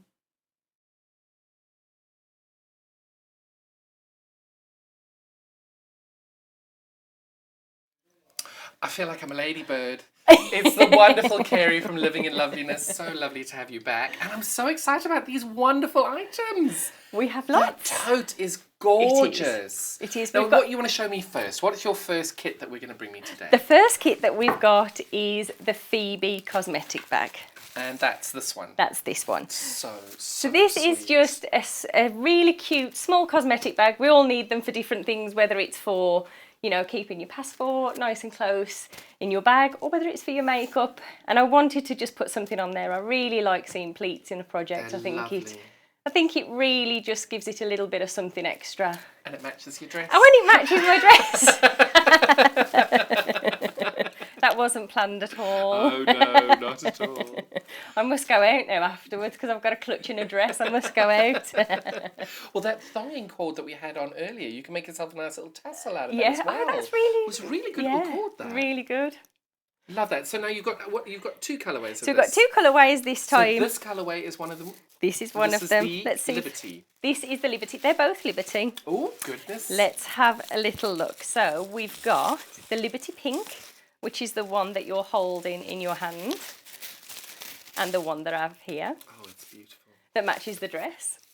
And this is a really nice, easy kit, perfect for beginners, perfect if you want to have a little look and learn how to add your pleats to your project. It comes with everything you need, and that includes your fusible interfacing to give your bag a little bit more stability. It comes with your zip, which I've gone for a nice bright pink to pick out the pinks in there. And then we've got the white on white fabric for the interior of the clutch. And then you've got your Liberty fabric for the exterior of your clutch. That is beautiful. And I'm loving that you've got the white on white. We've got white on white, although in this kit today we've got a slightly different print to what's in that one. These ones have been on before. So this has got your little floral white on white. They're both beautiful. And then, like with all of the patterns, you get your template. And I want to show you just how to use the template This was on just a few weeks ago, so I have shown this before, but it was really popular. I think you did this with me. Oh, did you? Yes. Did. Yes, you we did. I can't remember what date that was. We'll check that now. Well, I'm going to show you how to use the Check on the templates. YouTube playlist, and we've got the Living in Loveliness playlist for you, so you can go back and have a look on that. It's very exciting. So you get your templates and your patterns in there. So I quickly just want to show you again how to add those pleats. It's always really nice to hear from people when they've been making them, and also people just, you know, asking to see how we do those pleats again. So I thought that's what we'll do today. So that's your first option. There we go. And again, wrapped beautifully every single time. It feels like a lovely... I'm not so sure. This is the best thing about Christmas, when you get to wrap all your Christmas presents. I think I'm going to wrap them all in tissue paper this year. Put pom-poms and things on them. So this is your second option. Ooh. And this is your Liberty Blue. I absolutely love this fabric. I love this fabric. So this is your Liberty Blue. So again, you've got your Liberty fabric there. You've got that floral white on white, and then you've got your fusible interfacing in there as well. And this time we've got the blue zip. That's brilliant. It's quite nice to pick up the vibrant colours from the fabrics. That is a beautiful colourway, that I really enjoy that. I really love this print. And of course, don't forget you demonstrated this on the 16th of July. If you wanted to go back and recap on that, that was the 16th of July. It's so good that you have all that there. I must learn the dates. Now, don't forget as well, we're bringing you all of the fabulous kits from Living in Loveliness today, but we're also bringing you the patterns on their own. So if you've got your own fabrics you wanted to do this in, we've got the pattern as well, the Phoebe pleated cosmetic bag. This pattern is $9.99 today. It's nice that we've been able to bring you the pattern too. Be lovely to see them in lots of little... Oh, I know. And what's quite nice about this project, actually, you're just really using remnants of fabrics here. So it doesn't take a lot of fabric. You're just really using remnants here. So just want to very quickly show you how to attach that fusible interfacing and how to create those pleats. So we've got a few kits today, so I'll keep the demonstrations nice and quick. So the first thing that's most important, if you've not used fusible interfacing, the way to know the one in the kit is the correct way is if you place this flat on the table, and as you feel the top, you can feel the glue on the top of the interfacing there, and you know that that's the glue side. We're then going to pop that panel on top, making sure we're aligning all of that interfacing. But just to protect our fabric, and also from the iron as well, it's really important you either use a plain piece of fabric, always white so your colour doesn't transfer, or even a pressing cloth. So I'm just going to pop just a little bit of plain fabric onto the top there and just run the iron to ensure you can see that lovely print now on the white on white. Just to make sure. That may have steam on it. Will that affect it? I always tend to put a pressing cloth in between so you're not scorching your fabric anyway. I can feel the steam, but because I've got that there. If you want to rotate that knob on the front where your thumb is, you rotate that, that'll be no steam at all. Anyone would think I don't do any ironing. I do a lot of pressing. I definitely don't do any ironing. I do a lot of pressing on fabrics. Actually, that was one of the perks of lockdown, wasn't it? What? Lots of pyjamas, lots of tracksuit bottoms, and did you know we did? So we haven't got to press too many school uniforms and things. That'll be a bit of a shock. So just want to show you how to use your template here. So you just rest in your template on top. There are two pieces to join, so it's important here that you just use maybe a bit of double-sided tape and attach that template just there. You've got different markings here on your template. So you've got your double cross and your single cross. And what we want to do here to get this pleat nice and straight is to just transfer those onto the top of the fabric. So you've got a single cross, a double cross. Yep. And then is there a treble cross as well? And then there's no cross. No cross, okay. And I'll show you in just a moment how these work together. So it's important that you're using a fabric pen onto your fabric that you can see. Sometimes I'm very good at picking up the fabric pen, which I think I did last time, that blends into the fabric. So we want to make sure that we can see those. If I remember correctly, you chose the red one. With the red? Yes, it was. That was on the 16th of July, if you want to go back and watch that show. Okay. And then again, just making sure we do that on the bottom, just there as well. So transferring those on the bottom. And I think your top tip on this was making sure that you've got the fabric lined up, the template lined up exactly on the same That's spot right, yeah. at the beginning to make sure that you're getting it in a perfectly straight line. Otherwise, you're going to have a bit wavy. Yeah, and you'll notice that in your bag if these are slightly out. So, you know, you could absolutely get away with just marking up at the top, but I would always recommend just doing this top and bottom. So nice and easy just to transfer those onto here and giving this a little press again. So where you've got, and we'll see that a little clearer in just a moment, where that single crosses, you're simply bringing the double cross and lining it up on top. Naturally, if you have a little look at the template there, naturally as you rest this on top, the line that is just the line tucks into place, so that creates your pleat. So bringing this across, and this is definitely where you can press this, of course, but that little tool we discussed earlier on would certainly help at this stage. It's there. Oh, do we have it to hand? I think it's in that caddy. It normally lives in the back corner. Oh, shall I get that, and then we can show you how that... No one's touched it in the back. Can we see it? It's normally in that caddy. I can't see it. Sorry. No problem, but we'll use this. You're going to use your hero. We'll use this little tool instead. Okay, so then coming on to your second one, and we're just bringing that double cross, lining it up here on that single cross. And you'll see by just having these tools, or even pressing with your iron there. I lost the crosses. If you were pressing with an iron, you need to make sure you're not using a heat erasable. Yes, that's why I would always do this. So I tend to just run my finger across there first of all, slide the pins to secure those little pleats into place, and then we're working across. And you'll feel, you know, the more pleats you do, the rhythm, you'll get faster with your rhythm there as well. Just using your tool will give you that nice crease in your fabric. And right at the end, once we've just used a basting stitch on this, then we'll use the iron to remove that. Somebody's trying to encourage me to do hand sewing there. I keep picking it up with every pin. And then bringing that next one across. So what you're doing at the moment is you're doing this detailing. You're preparing the detailing for this pleat. That's it. That I'm going to show and that's here. just on one side of the bag, as you can see there.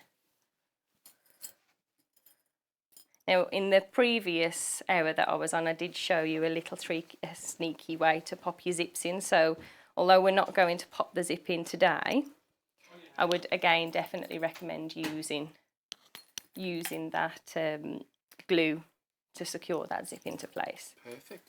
So this is the preparation we're doing now for this wonderful pleat on the side of this gorgeous cosmetic bag here. And you can see that the pleat just lives over here. It's a really clever detail. So it looks subtle. Really beautiful. Looks really lovely. So we've got all of those pleats in place now. As we just pop your basting stitch across there to secure them, and then give it a little press afterwards. So the width of your basting stitch, what would you be using? I always increase to the largest, which I believe, let me just check, is 5 on here. Yeah, I think 5. It is 5, yeah. I think it is on most machines. It certainly is on mine.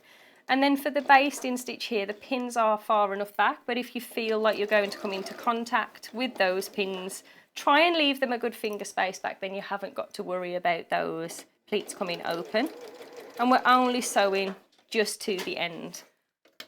If I just bring that here, just to the end, so just across those pleats, just there. To hold them in place. That's it, and by leaving your pin far enough back, you haven't got to try and keep those pleats in place as well as removing those pins.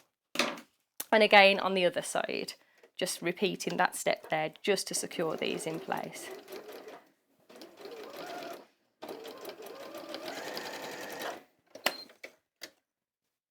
And you can see if you've got a party to go to, it's very quick to sew up. Or if you're just going down the local shop and you want to match your dress with your beautiful bag. There you go. So that's great. If you want to see the rest of the demo on how to do this, it was the 16th of July on how we did that. Thank you for recapping that, because we have had a couple of questions as to how to remind us how to do that. So check out the YouTube page on the 16th of July to be able to see how you're getting on to finish that bag off. Just a very quick reminder, we've got 2 colourways in this kit. Should we get them out? The one at the moment we're doing is this is the one you've got in your hand, and the one I'm holding here. This is for the pink colourway. You're getting enough fabric. Should we do the pink first? You want to do the pink? Sorry. we're going to do the pink first, so that gives you absolutely everything you need to make this bag. You've got the interfacing, you've got the lining fabric, you've got the fabric for the outer, you've got the zip and the pattern for $12.99. Such a great price on that today. But now we've also got another colourway, which is the blue colourway. And again, you've got enough fabric there to make all of this little pleated cosmetic bag. You've got the zip, you've got the lining and the interfacing, as well as your pattern. Again, $12.99. If you had all the fabric and the zip as well, you're most welcome to then have a look at our pattern only option. These are $9.99 today for the pattern for the Phoebe pleated cosmetic bag.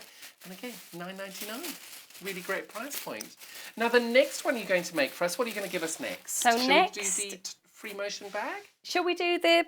We can do whichever one you want. Shall we do this one? Shall we do... Perfect. So that is the Yasmin cosmetic bag. That's Yasmin. Yeah. Now you've got these in 2 colourways as well? We've got this in 3 colourways today. Perfect. So have you got this colourway? Yes. That's the Grey Liberty, if I'm not mistaken. That's the Grey Liberty. And it's a beautiful, beautiful bag. And you've got enough fabric again for the lining, the wadding. Yep, you've got everything in here to make zip, this. Everything you need. Again, $15.99. Such a great price for this. Because if you look at the pattern being $9.99, these are incredibly good value. They really are. And you've got your beautiful fabrics. Again, you've got that white on white there. You've got your batting there. And then you've got these beautiful fabrics, which I absolutely love. They really are, and the colourways, they just go so beautifully together. And then you've got your grey zip to complement those beautiful fabrics there. Such a beautiful colourway. And don't Liberty do a phenomenal job? I'm loving these ones this month. I love Liberty anyway, but I really, really love these. I think I'm quite drawn to pastels. I go through fads of brights and pastels. And I'm really drawn to these ones and these beautiful prints on here. This is from the Winterborn collection. And this is the colourway here that we've got. And you can see the beautiful detailing on those florals. And you've got the wonderful little pocket here, that lovely white on white. Is this the same white on white that you've got in the kit? Yes. And again, that lovely, beautiful grey zip that you need. And then the back of it, you've got a pocket on each side. So you're making the same on each side of these with a pocket on either side. That is the same pattern for all of the colourways, but this is the one in the Grey Liberty colourway. So the other 2 colourways you've got, oh, that's stunning. How lovely is this with birds on? Those are beautiful. So this is your Riley Blake option this month. This is the Riley Blake. This is Riley Blake, and you've got these. I love this month. I think this fabric's just so fun with the birds on there. And then you've got your pastels in there with your white on white, and in this collection you've got the pink zip there. Beautiful. And that's everything you need to be able to make this wonderful little cosmetic bag there. Yes. $15.99 for the Riley Blake option. This is the design. It's a different colourway that we're talking about. This is the first colourway we had. But you can see what a beautiful cosmetic bag this is. And you've got that wonderful lining, and that white on white lining as well, which is so beautiful. Love that. Now our last colourway, what have we called this one? This one is rose, and this one complements the caddy that we had on a little bit earlier. So you've got your pinks and... You've got 3 different colours of these beautiful You've got 3 different here. colours, and this time we've got the floral for the lining. We've gone for floral in the lining there. Nothing wrong with a bit of flowerage. We do like a little flower. Especially in the sunshine, it makes you feel so happy, doesn't it? There we go. So you've got your zip, your pattern, your templates, and then these are your fabrics for your rose option. And you're wanting to give it a little bit more of course, as well there. And that's $15.99 to be able to make that. You've got the lining in this one, not being the white on white, but that lovely pink rose. And that's $15.99. If you did want to get the pattern on its own, we've also got that for you as well. This is called the Yasmin Cosmetic Bag pattern. There we go, I can do that there. That is $9.99 for it on its own with a pattern. And then the 3 different colourways of the kits were $15.99. Lovely little products, these. How do you come up with all these different designs? I like anything that is useful. You'll notice most of my projects have a pocket, because I've said it makes me feel like I'm a little bit more organised. But I always try and come up with... I run a lot of classes. I'm obviously missing doing the classes at the moment. But it's based on feedback from customers of things that they would like to see in a project. So, you know, I just listen to what people are looking for and then design based on that. You've got that market research with your customers that you can bring to everybody else.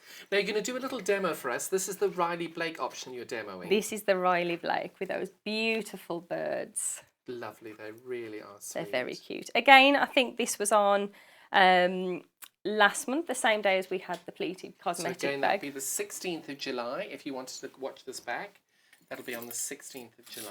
So to keep this nice and fast, we're going to use your favourite clips here, John. Got to be done. So nice and easy. Again, I think I've mentioned, you know, if we're going to create a pocket, it's always nice to choose one of the fabrics to create the binding on the pocket there. So and the it first doesn't really matter what order you put these in, does it? No. So in your kit, you have the same amount of fabrics as on each 3 of the colourways. So you can decide which you want your centre panel. Whenever I'm designing or picking something for a pattern, I always tend to choose my favourite from the collection for that centrepiece. And of course, I suppose because your eye would always be drawn to the middle, always drawn, to those birds. I am loving this month. It's beautiful. So to create that binding with the wrong side of the fabric facing up towards you, folding this in half and pressing that binding there. It is only a small pocket, but because I'm using the same fabric, and that's the way the pattern's intended, it's nice to break up those fabrics there. So just sewing across using your 1/4 inch seam allowance there. And with this back onto the table in front of you, as you press against that binding, naturally, oh look, you see a little bird. Naturally, as you fold this over onto the back, this will sit in the right place. So you're making sure you distribute that fabric equally on the front and the back of the project. And you could hand stitch this if you wanted to. And of course, use a different colour thread. You're now taking your stitch length down from when you were So previously. I've just changed the stitch to a zigzag stitch. Oh, you and your lovely zigzag, catching that binding down. But it is a top tip, that. I think that's wonderful. Well, the nice thing about using the zigzag stitch is, especially if you're, you know, adding binding to a project for the first time, you know that by using that wide zigzag stitch, that on the back of the fabric that you've caught the binding. And that binding is secure, because we don't want that binding loose when we're putting things in and out of the pockets there. So just placing the pocket onto the bottom there. I'm just going to press that to get rid of that little fold. So you've got your pocket just layered on the top of your middle piece, which would be your C piece. And then what we're going to do with these 2 outer pieces here is to just sew those 2 pieces together. So bringing your fabric across, making sure those fabrics are pattern facing, and working with your outer fabric again, bringing those across, making sure your patterns are they're pattern facing. And by popping the clips onto this side or using the pins, you know that this is the seam that you're going to sew. And again, if you wanted to do directional, this is the point where you just double check you've got your fabrics directional. Oh yes, absolutely. And on these fabrics here, these 2 in this kit aren't directional, but certainly this middle one is here. Now I saw you did a little back stitch on that. Would you be wanting to do that all the way at start and stop on a back stitch? This machine naturally starts with a back stitch, but because it's going to be sewn into the seam, I tend not to. Or to finish with it really. But I think we all pick up habits along the way that we naturally do. Of course, it's not right or wrong, it's just what works for you. Yeah. So I've just rested that second strip onto there, chain stitching those together. And as we bring those back onto the table, we can open these fabrics up and press them open. So just turning that so we can see the wrong side of the fabric on both sides, and just pressing those seams. I'm going to press them to what would be my outer fabric, which is the blue, and just give them a press on the back. Make sure there's no folds, and give it a press onto the front as well. I think you turned the steam off on the previous thing if you need it on. You've got a very good memory. I was thinking I'd managed to switch the iron off. I don't know at what point I would have fitted doing that. There we go. That's much better with the steam. Thought I'd just mention it in case. Well, I could do with you at the side of me all the time, John. Happily. To remind me all the things I forget to do. So bringing this back into the middle now. So just lining that back up, making sure you're happy with the pattern, making sure that these are all lining up so these raw edges are marrying up. And we're going to fold this across, making sure these are pattern facing. And what's really important here, because we've got that binding, is to make sure that that's lined up or pinned into place. So as we open this section here, again, just so we can keep this nice and speedy, we bring that second piece in. There we go. And again, just pinning this into position or clipping it into position. By just pinning that binding into place, you're making sure when you start sewing that's not going to move in with your pocket ending up crooked. So again, using that 1/4 inch seam and just sewing along the full length of each of those strips.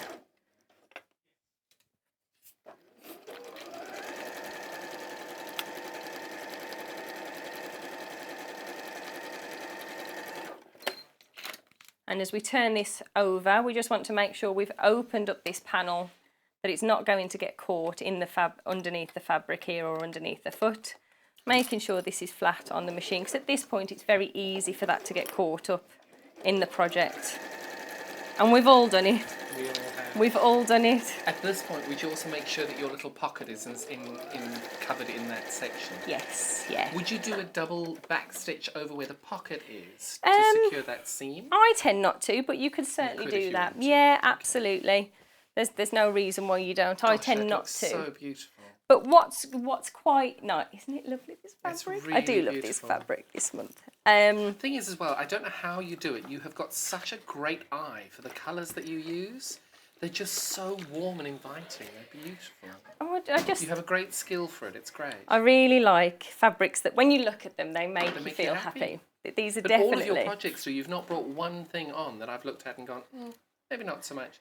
They're just really beautiful, beautiful colourways.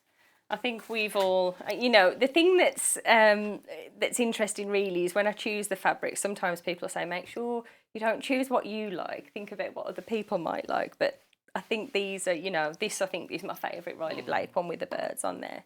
So you've got your batting in your collection. You could, if you wanted to, pop some 505 spray onto here. That's entirely up to yourself. But because it's quite a small piece, I tend not to. At this point, I would recommend just sliding just a few pins into that centre panel there. In fact, we'll go to the outer panel to begin with. And what we're going to do, and there is a number of ways that you can do this. It's really nice to give that some texture to your fabric. So you could use your decorative stitches. You could stitch in the ditch if you wanted to. And if you didn't want to do any quilting, you really could leave it at this stage. It's entirely up to yourself. But I just want to quickly show you here and how we do this on the machine. It's just making sure that when you rest this onto your machine, when you're doing your decorative stitch, that you ensure that the centre of the machine foot is sitting on that seam, and then you're distributing that nice stitch. If you weren't going to do any quilting, would you then make sure that you put some 505 on Yes, to make definitely. sure the wadding? Yeah. Because I know certain waddings say that you must be quilting within X number of inches. Yes. So. Yeah, definitely. Because in this project you put the zip in as well, it stops that movement in your zip too, so definitely. And to keep this speedy on your machine, when you get to the bottom of your fabric, you don't need to reverse stitch because it goes into your seam there. But again, just to reduce the waste of your thread, just pivot your project, tease a little bit of thread out, not too little that you know you're going to create a pucker on there, but so you know that that's just going to rest at the bottom. And again, you're simply just following the seams and popping your decorative stitch on there. What would have been lovely on here actually is to choose one of those vibrant pinks or oranges from the bird. Excuse me. Now, how many of our early bird ladybird buttons are you going to put onto your caddy? I know, I'm loving those little buttons. Sorry. It's all right. Actually, while we were in the break, I picked up a message off one of our ladybirds who said, and I did share this onto our social media pages, at the weekend she had a tattoo of a ladybird. No. So I think that was, Oh, well, how that was wonderful. Dawn who emailed in this morning. So how that was lovely. lovely to see. That's commitment, isn't it? Well, I think it's wonderful. I think the least But I we think can it's do. great because what you've created has brought so much joy to her life. Yeah. And that's something that she'll be able to look at for the rest of her life. And you it brings played a it to part us in too. that. It brings it to us too. It's lovely to know that there are people joining you on our sewing journey as well. So it is lovely. Thank you very much for your little ladybird tattoo. Wonderful. So there is your sorry, I'm losing. It's all right. I think I've talked so much today. It is, but I think it's well. There's a lot of blue spelling. Yeah, it's Is that quite what strong. it is? So what we've got here, you would make that on the front. You'd make two of those, one for the Yes. one side, one for the other. Make the lining, and again, this was a demonstration on the 16th of July, so you can go back and have a look at that. Otherwise, look on our YouTube page. We do have a playlist of Living in Loveliness, so you're most welcome to have a look at that. I wonder if we should rename it the Ladybird. The list, would be 'cause so that would be so amazing. good, and it's an inside joke as well because everybody knows about that. That So would be let us lovely. remind you then the three different colourways that we've got. The one you've been working with is the Riley Blake That's colourway. the Riley Blake. Oh, we only have 4 of these Riley Blake ones left. So if you are interested in getting it, please make sure you check out. We don't want you to be missing out on this. It is a beautiful, beautiful colourway. I was hoping there was going to be one left over when I got off because that is beautiful. You can have the front panel if you want to finish it. No, it doesn't work that The way. thing that would be wonderful is you have to put the zip in then, John. Oh, definitely not. I'm not taking part in that. I'll get Sylvia to do it. So that is the most fantastic little colourway then. And then which colour? Next we're going to do the Grey Liberty colourway as well. And this one is the one that you've made the sample of. This which is the one, so beautiful. So you've got all the Grey Liberty fabrics. It was the Winterborn collection, This is the wasn't it? Winterborn collection. You've got your white on white lining fabric for the inner, the lining, and then you've got the pattern and the zip. And all of that there, £15.99. This is the finished product that we've made in that Winterborn collection there, and you can see this gorgeous grey. You've got this wonderful white on white lining fabric there. You've got the lovely grey zip there, and you can see this side we've got a wonderful little pocket, and then on this side you've got that pocket as well. Really beautiful, beautiful colourway this, and a great display. Sorry? Oh, the Riley Blake is now sold out. So with great drama, my darling, would you please put the Riley Blake under the counter? Yes. It's tradition on all the shows that I'm on. Every time we've sold something, we do this. Put it on and go, gone. Oh, gone. But we've also got this beautiful rose colourway as well. This is such a lovely colourway. Let's open this up so you can beautiful. see just how lovely Now they this are. one, you're not getting the white on white as your lining fabric. You're getting that beautiful pink towards the bottom of your screens as your lining fabric. You're getting those 3 different colourways for the outside of your bag, the pattern, the wadding, as well as that beautiful zip. £15.99 for all of that. And it's such a beautiful bag. It comes together so easily. If you wanted to just get the pattern on its own, we have that available for you as well. It's called the Yasmin Cosmetic Bag there. This one is $9.99. And I think we all get this little sticker with the Living in Loveliness there. It's a wonderful little pattern there. So you want to get the pattern on its own, that's $9.99. But the very last kit that we've got on for this hour is called the Alana Free Motion Bag. It is just gorgeous. We've got this in 2 different colourways. Now the colourway that I've got here, unfortunately we've sold out of this colourway. This is the problem when she makes such beautiful things, they sell out. So this colourway has gone, but the pattern is still the same. So you'll be able to see you've got these wonderful little detailings on here.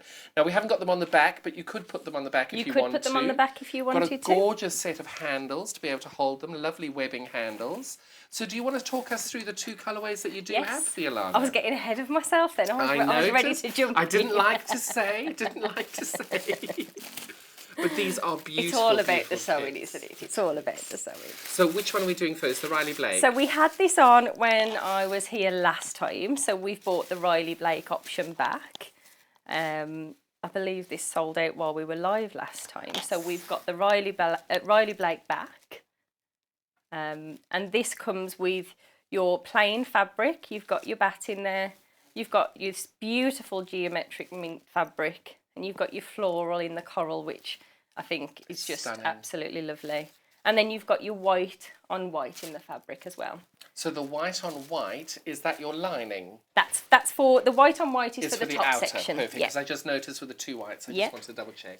So the plain white is your lining. That's right. The wadding goes as normal, and then the panels are as you wish them to be. Yes. Is there enough for you to change your mind which way round you do No, these? so you do need to, in your kit you'll have your templates in there, so it's important when you get your fabrics that you just pop the templates on top of the fabric and check which one has been allocated. So Perfect. for this one, this is the demo that I did last time, and if you have a little look, we've got the geometric on the bottom there. Perfect. And then you've got your The floral. pink stripe.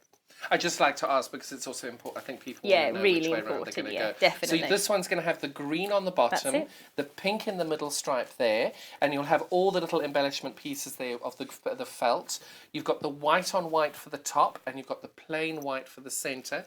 What did you choose for the webbing? So the webbing, this time we've got a that's mint green. Gorgeous. So I've picked up the green from the bottom Oh, I there. love that. That is really pretty. And the other thing to mention from the last time that I was on, as you've seen on the bag that we've shown there was only enough of the green fabric of the felt to do the front. to do the felt on the front.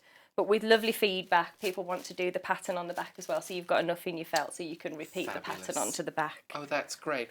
And then that whole kit with the pattern, and the pattern's got a pull-out pattern section as well. All our templates are on A3 paper, so you've got your patterns there. And I will talk you through in a moment how to cut on the fold, because that's a question that, you know, we've had lots of emails about what cut on the fold means. So I thought it was quite important to mention that while we were here today. So that's the Riley Blake colourway. That is the £23.99 for that kit there.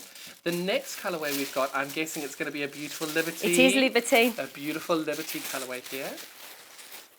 We had Michael Miller, so the one that sold out there was Michael Miller, but we've got the Liberty fabrics. It doesn't matter which colours you use; they're always so beautiful. They're really great. And that's the thing with the patterns. If you just go for the patterns, you know, the fabrics that you've got in your collection, you know, you'll know yourself what fabrics you like. So this was the Liberty Flower Show collection. This if I'm not was, mistaken. yes. So this is your. So this would be your bottom piece. So that would be, and when I'm looking at my sample over here, the blue that you're pointing at the moment will be your base and the bottom there. And then the floral section there will be the middle stripe over here, which we've got as the colour. And then this is the white on white is the again white on at white the top bit there. And then your lining over here will be the white, plain white cotton that we've got over there. And then all the embellishments. And then you've got all the embellishments. Oh, I'm loving those pink handles. Yes, I thought, you know, I did consider Nice, the a bit of green, but it's quite nice contrast. to have the pink. That's quite nice to stunning. have the pink from the flower there. And And again, all the floral embellishments to be able to do front and back. Yep, so if you you'd want like. to do front and back this time, you can do the front and the back. It's always Wonderful. quite nice for you. And then you get the pattern as well as Yes. the templates on these. And And the patterns again- are very well written. You've got lots of pictures, lots of words to tie them up as well. And the other thing to mention in here as well is if you've never done free motion before, but if you want to have a go at free motion, there's a section here from steps 7 to 12, and it's just got a few exercises that you can try to have a go at that free motion as well. How wonderful. So do take into consideration you will need a free motion foot for this project. And if you want to do that practice section there, you'll just need 2 pieces of 10.5 fabric and 1 piece of batting as well to rest that, because It's that always good to section's have a bit not of in. practice before Oh you yeah, do it on definitely. here. And also each time you come to do free motion, it's always worth just, you know, having a go anyway, because sometimes our machines need to adjust to free motion, so it's definitely worth practicing yourself anyway. Brilliant. And then last but certainly not least, we've also got the pattern available. So the pattern on its own, the Alana Free Motion bag pattern, this is in $9.99 as well. So if you don't need or want any of the fabrics to go with it, we've got the pattern on its own for you. $9.99 for that today. And then the finished product that we have here, it's making this wonderful bag. Isn't it just so fun? And this is the Michael Miller colourway. So we've spoken through the different colourways that we've got today, but this is one we've had on previously that is sold out. You're joking. we have one of these in stock, the Michael Miller colourway. So unfortunately, we didn't bring the kit down because we had it as sold out. So the colours here, you've got that beautiful gold of the Michael Miller, this wonderful floral there, a white on white for the middle, the white plain there, these beautiful blue handles, and then these flowers. Have a little look. If you type in Alana, A-N-N-A-N-A-H, all 4 of these colourways will come up whilst they're in stock. So do check those out. Now, my sister's Yes. got... Oh, sorry. Oh, right. We just got a little bit of a price correction. We have these odd little gremlins coming up every now and then. So we've just got a price correction on one of our graphics that were on earlier. We're just bringing that up now. Oh my goodness, right. So with the pleated Phoebe Cosmetics bag, we said the pattern on its own was $9.99. That is actually incorrect. We've actually got this at $7.99 today. So the pattern on its own for the Phoebe pleated cosmetic bag is £7.99, not $9.99. If you have already put that in your basket and you have purchased it, the price correction will go through at $7.99. That'll happen at the end of the day, so you don't have to cancel your order or anything. That will automatically price correct later in the day. So thank you for bearing with us while these little gremlins have occasionally popped their heads up. And now we're just going to go and start our lovely demo to do this gorgeous tote bag. Which colourway are you working with? So we're going to work with the Liberty colourway today. Yummy, yummy. So the first thing to do, as in all of the patterns, is to just make sure that you've got those labelled up so you know which piece you're working with, which on this pattern, to be honest, it's very easy. You just need to have a little quick reference on the front of your bag there. So I've pre-cut all of these pieces and we're simply going to sew these 3 sections together. So first of all, we'll just bring that middle onto the bottom there, aligning those raw edges and sliding your pins through. And using a 1/4 inch seam allowance, we're just going to sew along that raw edge. Well, we're going to have to then say the Michael Miller colourway that we had a few of, they're gone now, sold out again. So you're a sellout again? We haven't got the kit to hide. And we need the bag to show. Unfortunately, I can't give you the bag because of social distancing rules. We can't do that. So this one, you're doing a normal stitch length? I'm just, normal stitch length and just sewing using a 1/4 inch seam allowance there. Now, every show you are on, I see your tattoo on your hand and I keep meaning to ask you what it is. Would you like me to show you? Well, everybody can see it because we're looking at it now. What does it mean? It's my children's names. I did wonder that. It's both of my children's names, so it depends how you look at it. When you look at it one way, yes, it's Alex. Oh, yes. And when I turn it over, it's my daughter, Honey. Oh, wonderful. And then I've got my youngest son there, Chase. Oh, that's wonderful. I'm glad I asked now. I get lots of emails asking about my tattoo. I was a little nervous when I asked you and you looked at me and said, do you really want to know? Oh my goodness, if I just treaded on a mine shaft. Something is an Ibiza experience that we can where you go relay. and have a tattoo and they tell you it's one thing. Well, sometimes when I show people, they still can't see it, so... I can definitely see the honey. The Alex, Well, Alex, if you look at an angle, you can see that. Oh, there we go. There we go. Go on, pop it on the overhead. So if you look at it one way, it's Alex. We're zooming in. If we just cover that section up there. There we go. And as you turn it over, I don't know why I feel the need to go that way. It's my daughter, Honey. You can definitely see the honey there. Honey's much clearer, Much clearer, yeah. And then I've got my youngest son there. How wonderful. If you do look at it another way, it does look like it says blue, though. Well, I thought it said blood. Oh, did you? That was what I was like, that's not how you spell Is that blood. why you panicked? Well, that's why I just thought, gosh, do I ask, don't I ask? But what a lovely thing to do. Yeah, I've had it for quite a few years. Maybe I need a ladybird. Oh my goodness, you and Dawn can have matching tattoos. There we go. I think I was much braver in my younger years when I had that. I would be afraid to have another tattoo if I'm totally honest. Well, there's that TV show where they correct tattoos. I love watching that. Well, I love it as well because they go in with a tattoo about this big, about the size of They your end up with fingernail, the whole and they have a whole back No, tattoo it's done to amazing. correct it, which I I always would find agree very to it. I would definitely be one. I'm very, I'm quite spontaneous, so I would definitely agree to it. And 5 minutes in, I would remember how much it hurts, and then regret my decision. I do love that show. Actually, when I had Honey and Alex, we then went on to have another baby, and I thought, well, I can't not have his name, and I definitely went and thought, oh, I've got to go through that again. That is a really painful part of your body to do it on. Surprisingly, the one on my finger didn't cause as much pain as this one here. Oh, really? Right, so turning this onto the back, we've sewn those 3 sections together, and all I'm going to do is to just press the seams into that middle section there. It's quite a nice talking point, isn't it? I'm always impressed when people have got lovely tattoos, if I'm totally honest. I'm not very brave, though. Well, I think you've got a very original tattoo, though. It's lovely. And I seem to be less brave as I get older as well. Well, I think we're a little bit more aware of pain as we get older. And the chances of hurting oneself. You just think, actually, I'm going to go with no. Yes, very true. That's very true. So the next thing we're going to do is to pop this onto your wadding now. So you get enough in your kit to be able to create this. We're simply going to trim across the full length here, and we'll trim it down thereafter.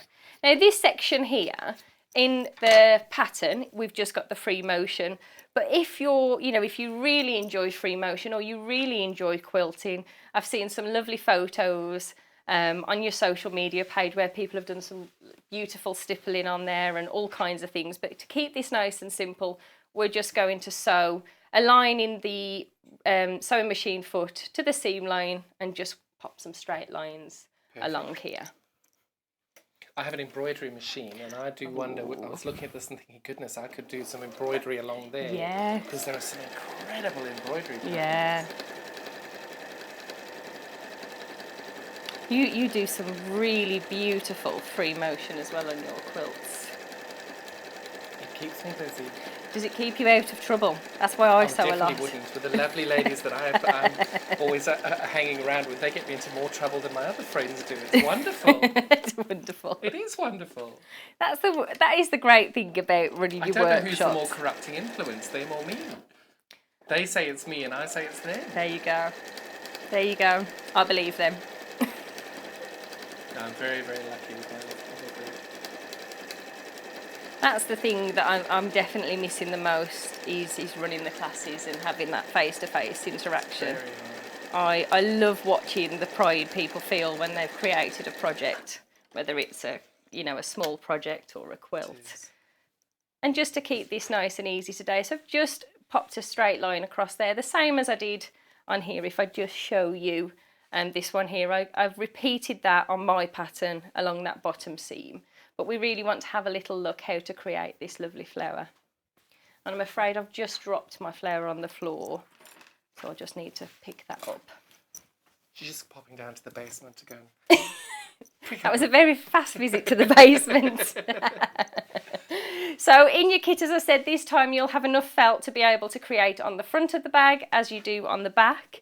You can use a little bit of 505 to attach your flowers, or because we've got it to hand, we'll just use that glue pen. And this is just simply to secure this as we're sewing over here. So just a little blob on those petals there. And you can be really creative here. You don't have to do exactly the same design as I've got. You can put as many or as few of the petals onto this project. Just make sure when you're using your glue pen that you're just popping something beneath there so you're not transferring this onto your sewing area. Because this is quite tacky, isn't it, when it gets onto your table or onto your mat. And then just using a fabric pen, I'm just going to draw just a little bit of a line. If you're creative, you may go ahead and just go for it and know exactly where you're going with it. But I quite like to have that just in place. Nice little guide. Yeah, just to remind me where I'm sewing. Now you've got pink thread in your machine. I've changed the thread, so we've got a nice vibrant thread. And really, when you're doing free motion, the great thing is to play with those threads. I'm just going to change the foot on here, if I can find our little screwdriver. I think it's the triangle one. I don't think I've got that to hand. Is there a green plastic lidded box underneath the table? Let's have a little look. Screwdriver. It's normally in that sewing machine. As a little cheat, the hero over there. Oh, hang on. Have we got one? Might be one of the little triangular ones. So at this stage, all I've popped onto here is just one of the flowers in the centre of the project. You can put the full 3 on there if you want to. Would you start in the middle? Of the flower? No, of the actual project. Oh yes, definitely. And something else to consider as well when you're sewing this is because we've boxed the bottoms of the bag, we want to make sure we're working a good 4 inches in from those outer raw edges. And that means that if you're popping all 3 flowers onto there, you're not going to lose those onto the side of the bag. Perfect. You might want them on the side. There we go. I love our little fairy today. They're always amazing. And you know how you're dropping the feed dogs there just behind you there. Yes, yeah. I know different machines have it at different places. Yeah, I've got a machine where it's underneath actually. There we go. So make sure when you pop in your free motion foot onto your machine that it is really tight. That screw there, just tightening that up. There we go. And also when we're doing free motion, it's important that you drop those feed dogs to allow the fabric to glide over the fabric just there. Perfect. To the foot. So all we're going to do on here is to start with the flower, and I'm simply going to go around the outside of the flower and then make a really big circle, if you like, in the centre. And on each petal, just pop 3 lines onto there. You've got about 4 minutes, 5 minutes left. Fab. To create an entire meadow of flowers. We'll go now, with when one. you do this, I don't know about you, but one of my friends told me that they bring all their threads up to the front when they start. Yes. If you find that your thread's getting caught, what I tend to do is just stop and take that thread away anyway, because you don't want it getting caught up. And you can keep this nice and slow, but I have to be honest, I find it much easier going around that fabric with a little speed. Of course it is. The thread. So let me just rethread the machine. I must have cut that thread a little too close there. So let's do this again. And this is the second time I'm showing you how to make this bag as well. I can't remember the date. Maybe you might know, John? I don't off the top of my head, but I know someone who might know. While I rethread. As I hear the words on it. It's a fabulous team. It certainly is. It's also jolly when we get here early of a morning.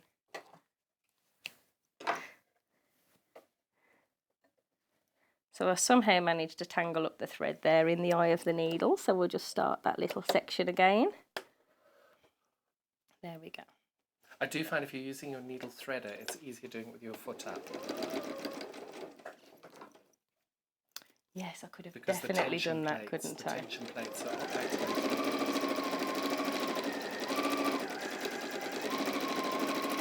So just going around now, I always tend to go around the flower 2 or 3 times, and this really gives your flower some really nice body on there as well.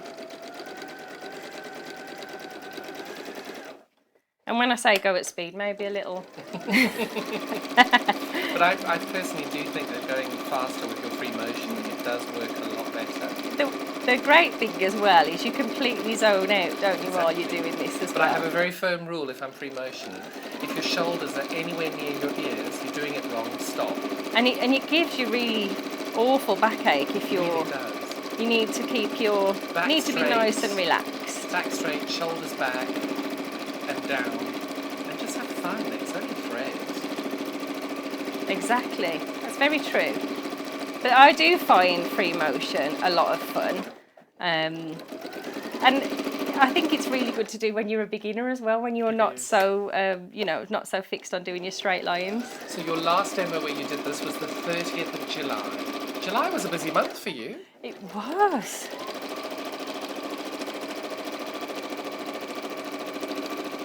So on the stem, again, I'm just going up and down that stem just 2 or 3 times to really make that flower stand nice and proud.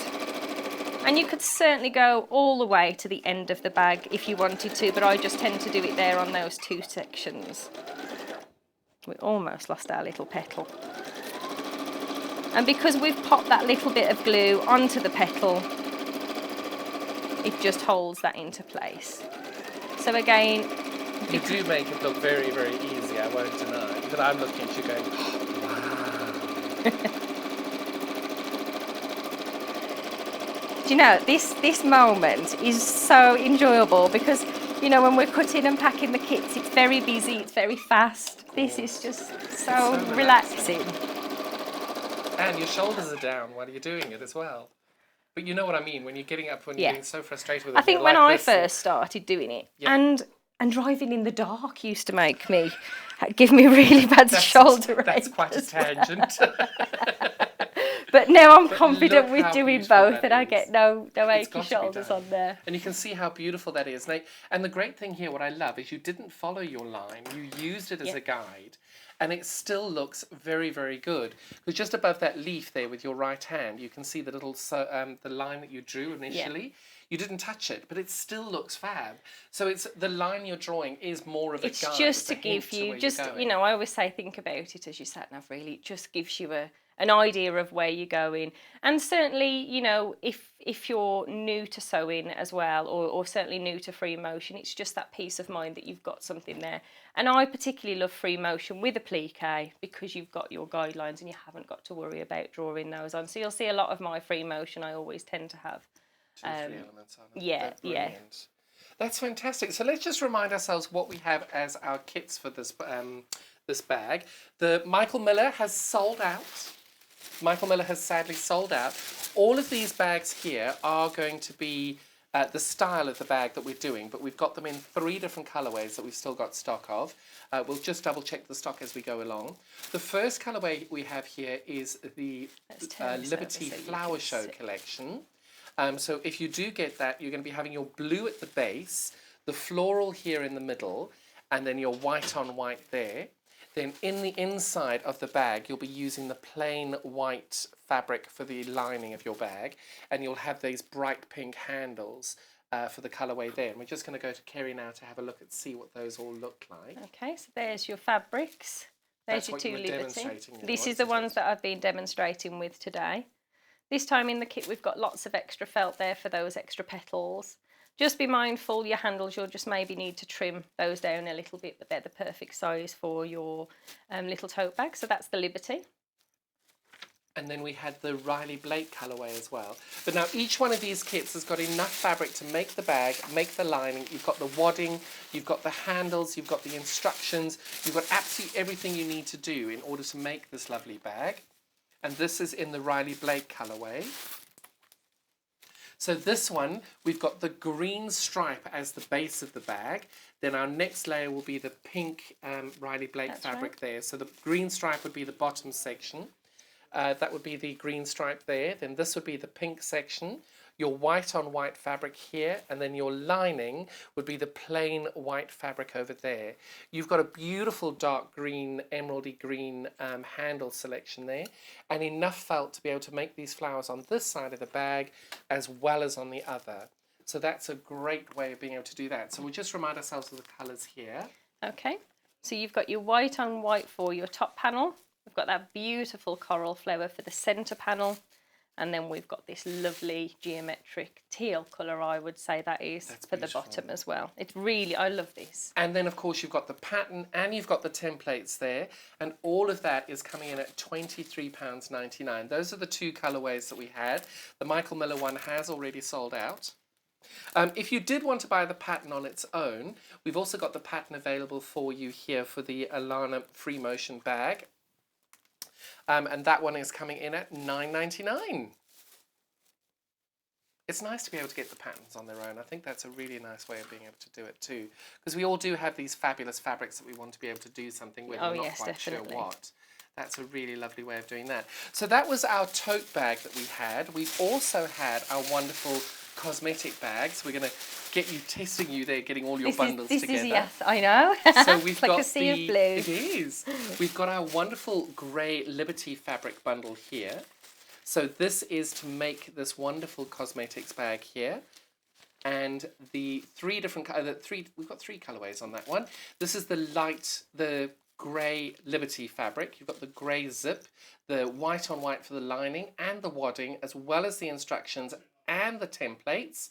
That's going to be £15.99. Then the next colourway we had for this one was our Riley Blake. Riley Blake. Was it Riley Blake, wasn't it? Here we go. Oh, I'm not sure what happened to that one. We did have a Riley Is it Blake. not that one you just picked up over there? No, that's the rose. The Riley Blake is the one with the birds. Oh, didn't the Riley Blake sell out? It did. The Riley Blake sold out. We put down there. So we're going to do we're going to grab that one next. I seem to remember going to the cellar. That's why we were all having a moment there. Sorry about that. But now we've also got our fabulous rose colourway here. That is our, instead of having a white on white lining, you've got that beautiful floral fabric at the bottom there for your lining. You've got the fabric for the outside of your bag there, the blue, the pink, and then I'm going to call it a greeny pink there, as well as the instructions and the zip. But if you didn't want to get the kit, we've also got the pattern on its own today, $9.99 for this pattern. And that's available on our website, if I can hold this correctly, sorry about that.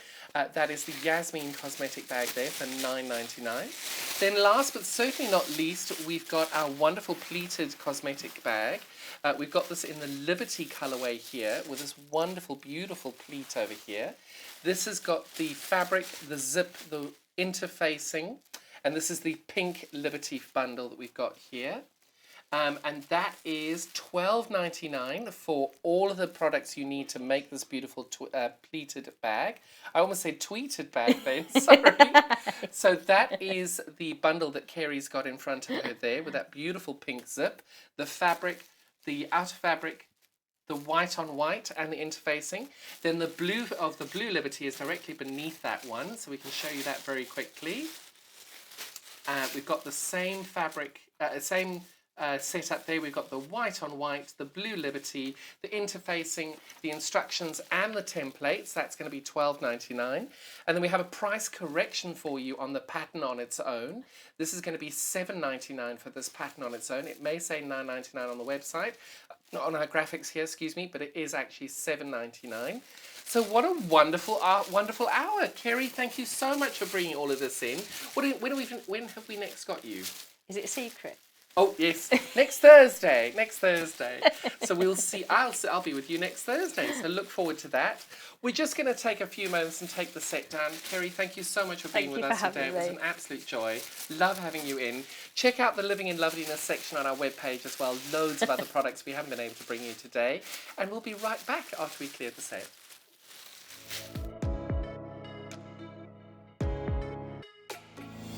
Hi, I'm Rosie Wells. My name's Poppy and I'm a nutritional therapist. Hi, I'm Ruth Lynette and I can't wait to join you all on the brand new Gemporia Lifestyle channel. If you're a fan of primal living, you're going to adore what's around the corner. What is lifestyle? Lifestyle is healthy habits. Feeling good, it's about looking great. Making sure that we're taking good care of ourselves inside. And it's about the life that you lead and the home that you live in. All of this is why I'm so excited. We've got the most wonderful team. Homeware deals and primal deals under one roof on one channel. I can't wait to share this brand new channel with you. So we'll see you soon on Gemporia Lifestyle. Gemporia Lifestyle, coming soon to Freeview Channel 74 and Gemporia.com.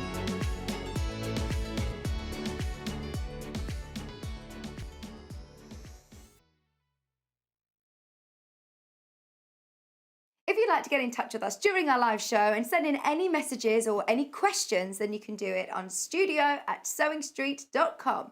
Alternatively, you can message us on our official Facebook page.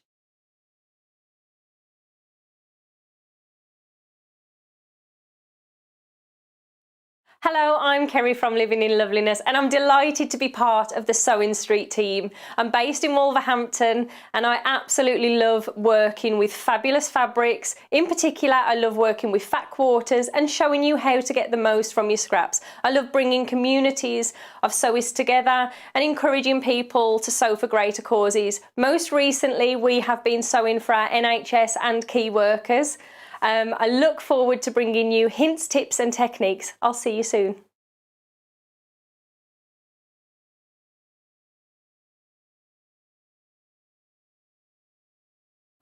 Hello everyone, my name's Cara Ackerman and I'm absolutely delighted to be here at Sewing Street. I actually originated from Hertfordshire, then went down to Hampshire and then it ended up in the East Midlands. I've been in the East Midlands for about 40 years now, which seems crazy, but 36 of those I actually worked with DMC Creative World, which was wonderful. I really, really enjoyed that. And then I decided to go freelance and that's how I got introduced to Sewing Street. I love doing anything to do with textiles, so embroidery, cross stitch, patchwork, done a bit of quilting, bag making, toy making, oh goodness, there's loads and loads of things. What I love doing is just trying something new, and I think one of the tips is don't be frightened of trying something new. You always learn from it, and you know, don't be scared of making mistakes either. We all learn from the mistakes that we make. Little bit about me that you might not know and that's a bit of a surprise. I once went to the garden party down at Buckingham Palace, the Queen's garden party, for some work that I did with Kerrie. I was so lucky to go there and just a wonderful time. So I hope to see more of you on Sewing Street and I hope to try lots of new crafts with you. So see you again soon. Bye bye.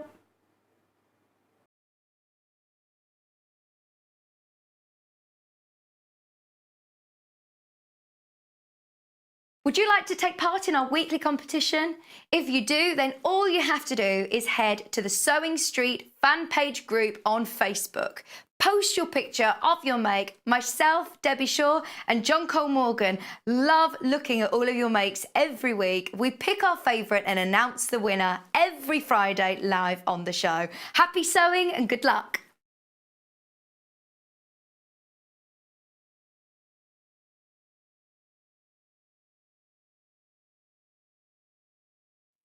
Hi, I'm Debbie Shaw from Sewing Street and these are my 5 top tips for successful sewing. So number 1, always use a good quality thread. A good quality thread will keep your seams stronger and also help to prevent lint building up inside your sewing machine. Tip number 2, if your project isn't going quite according to plan, put it down, walk away from it, come back again the next day and you'll probably find that things don't seem half as bad as they did. My tip number 3, never throw away your sewing machine manual, always keep it to hand because you're going to find hints and tips, techniques and troubleshooting in that manual. You'll miss it if you lose it. My tip number 4 is to read your pattern instructions before you even cut out your fabric. Different manufacturers of patterns will give you different instructions, different ways of constructing your garments and different seam allowances. So to have a successful garment, you need to follow the instructions precisely. And then tip number 5 is don't give up. Every professional sewer sewed their first seam. Every professional quilter quilted their first quilt. Every professional quilter sewed their first line of wonky stitches and had to get out the quick and pick. That's no different to you. So I hope you find these useful. If you want more hints and tips, then why not go to Sewing Street on channel 74 on Freeview, on Sky 670, and of course we have a YouTube channel where you can catch up on previous demonstrations. We'll see you soon.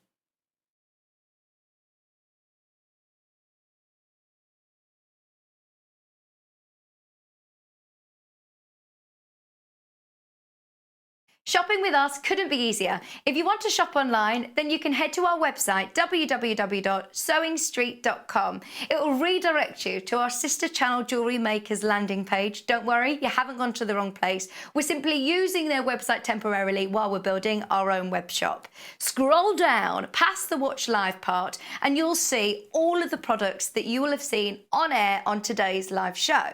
You can also shop our catalogue by clicking a category, clicking a product to view closer and adding it to your basket. Once you're ready to check out, you will need to create an account, which is absolutely free to do so, but it will mean that you can check out on as many orders as you want throughout the day with still only paying one postage and packaging. If you'd prefer to speak to somebody in our UK-based customer service team, then you can do so via the free telephone line number 0800 001 4433. They will not only help you create an account, but will also help you with any of your online shopping.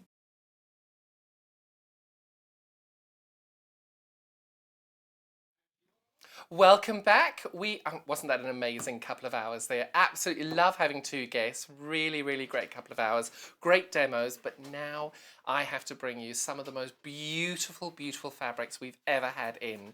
This is in a design called Regency by Regency Romance. And sorry, I'm just got this.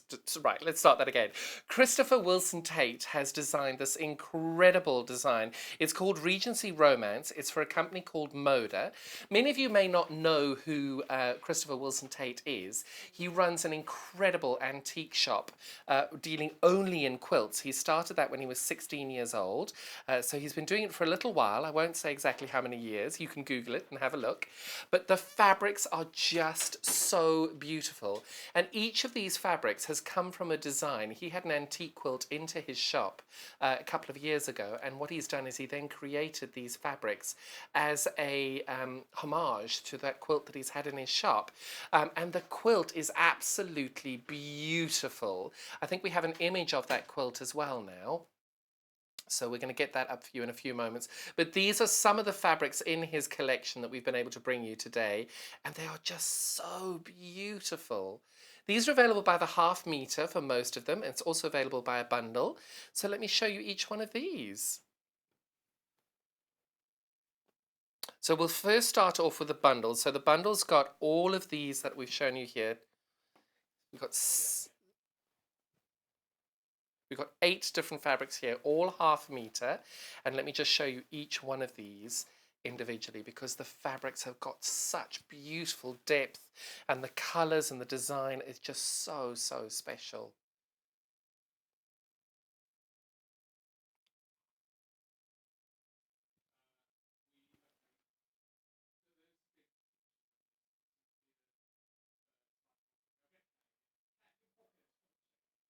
This has just got such great detail on here. You can see all the beautiful detailing around the leaves, and you've got all these wonderful little stray bits around the rose petal stems. They're just so beautifully detailed. And then you've got that wonderful mottled cream in the background.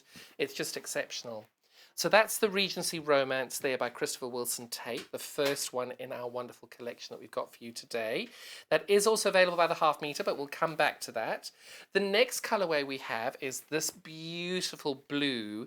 It's reminiscent to a wallpaper, I suppose. We've got these beautiful floral on the lines. It's absolutely stunning, that.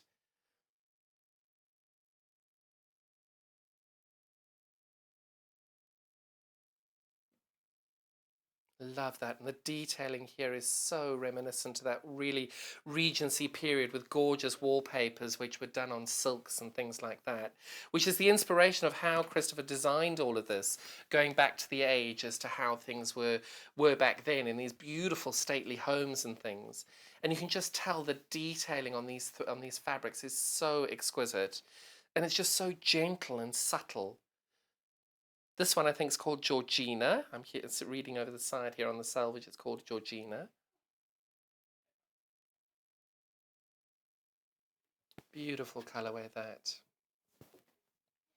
So that's the third fabric in our 8 fabric bundle here of the Regency Romance fabric. This is the 4th fabric. Now remember, you're getting a half a metre of each one of these. And you can tell that beautiful traditional design, but there's beautiful colourways.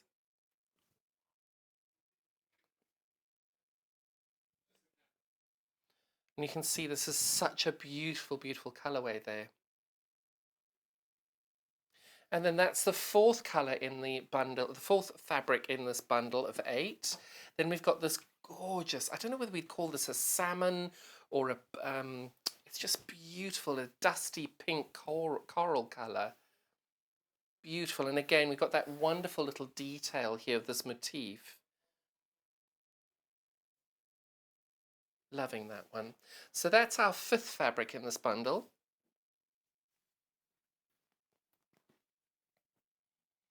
And then we've got, this is the same design, but in a totally different colorway. We've got that with a white background now, and you can see this design has just popped out so beautifully on that. It's just such a beautiful, beautiful design, that.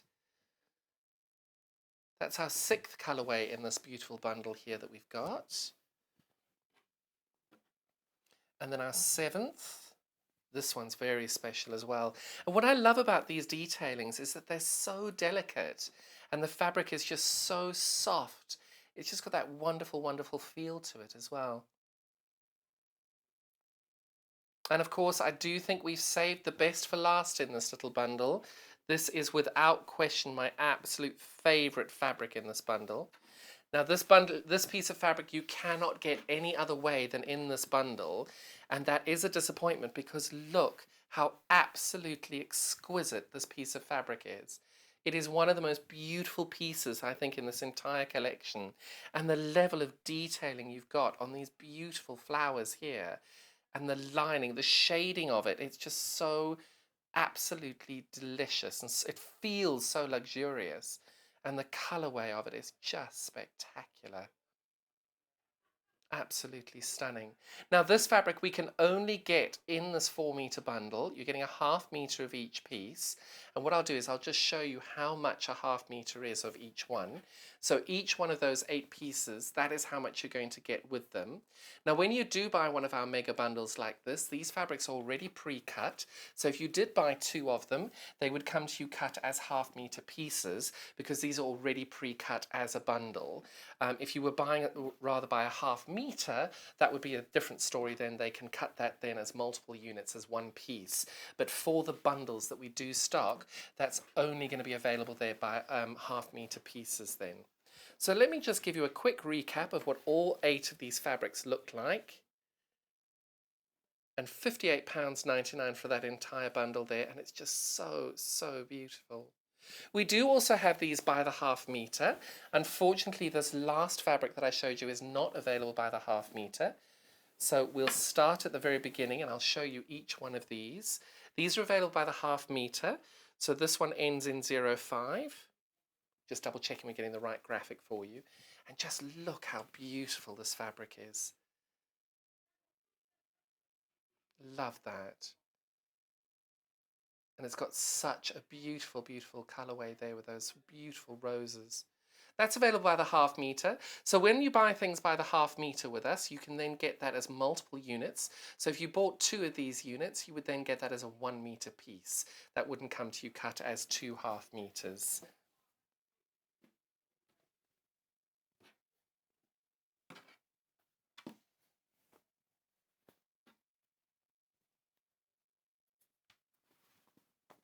Look at that.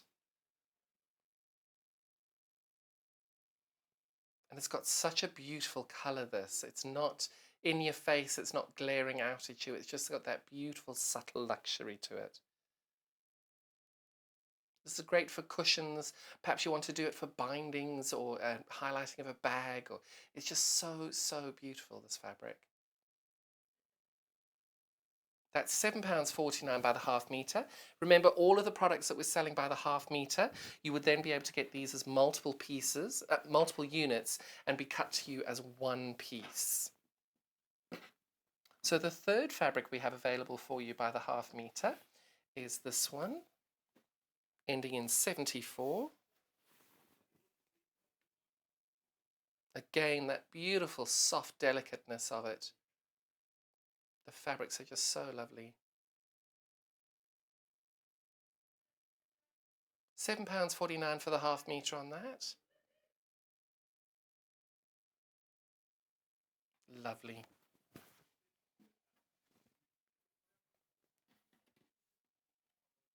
I've definitely gotten better at folding these fat quarters, these 1/2 meters. Each one of these is a 1/2 meter. So this one's ending in 162. Perfect. Again, look at that beautiful motif and that gorgeous colourway.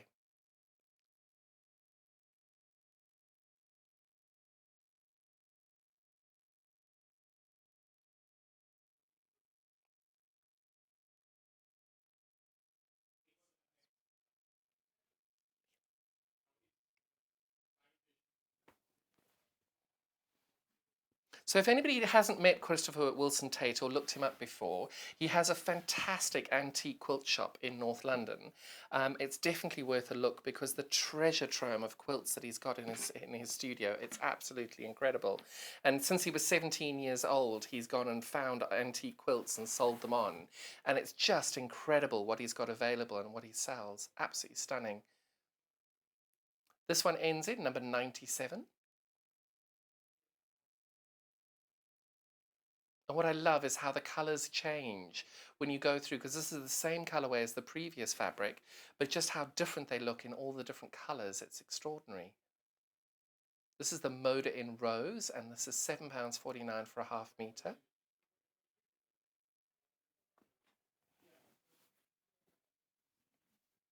We were able to get a picture of the quilt that inspired Christopher in this fabric range. We have got an image of that quilt now, because this is a really beautiful quilt, and I'm not mistaken, it's from 1812. And this is the quilt that drew his inspiration. You can see the medallion in the very middle of that quilt is part of his aesthetic for another fabric within the same range. But I can't remember exactly how many, but I think there were over 150 different fabrics in this quilt. He had it at the Festival of Quilts last year and did a talk at the Moda stand. And you can just tell all the different beautiful fabrics in there. And each one of those helped inspire him to come up with this entire collection. Moda obviously only deal with the best of the best. They're one of the best people for designers to take gorgeous fabrics to. And Christopher was able to create, this is his second range with Moda. This is the Regency Romance. His previous range was the Regency Sussex brand, and that was just equally as beautiful as well. Again, that range was also inspired by an old quilt. And look at how beautiful this is. And as I said, the three fabrics I've just shown you, the last two and this one, don't they look so different with a different background in the colours?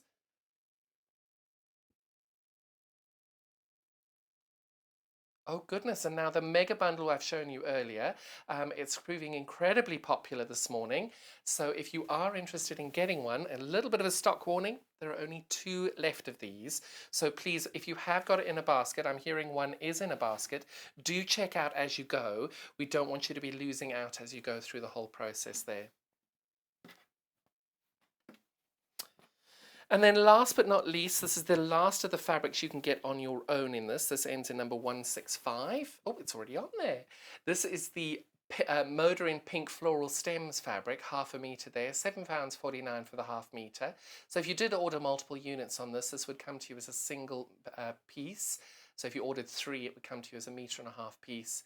It's just the most beautiful, beautiful fabric, this. I absolutely adore this. His whole range for this, the Regency Romance collection, is absolutely stunning. And I ended up buying far too much of it, but don't tell Andrew. Brilliant. So I'll just do a very quick reminder of this mega bundle, because I think, is there still 2 left? So there are 2 left of these. So I'll just show you a quick reminder of what the mega bundle looks like, just in case you're just joining us. I want to make this, see this for you. And then this fabric is only available in the mega bundle, the top fabric. I can't get that any other way. That is our beautiful mega bundle here. And you can see they're just the most gorgeous fabrics there, that whole collection. £58.99 for that 4 metres of fabric, and they're just exquisite. Only got 2 of those left today, so please make sure you check those out, and don't want you to miss out.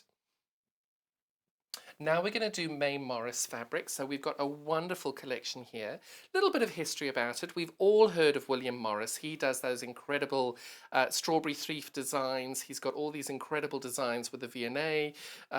Liberty do a huge amount of his fabrics as well. May Morris, her real name is Mary May Morris. This is his youngest daughter, Jane and William Morris's younger daughter.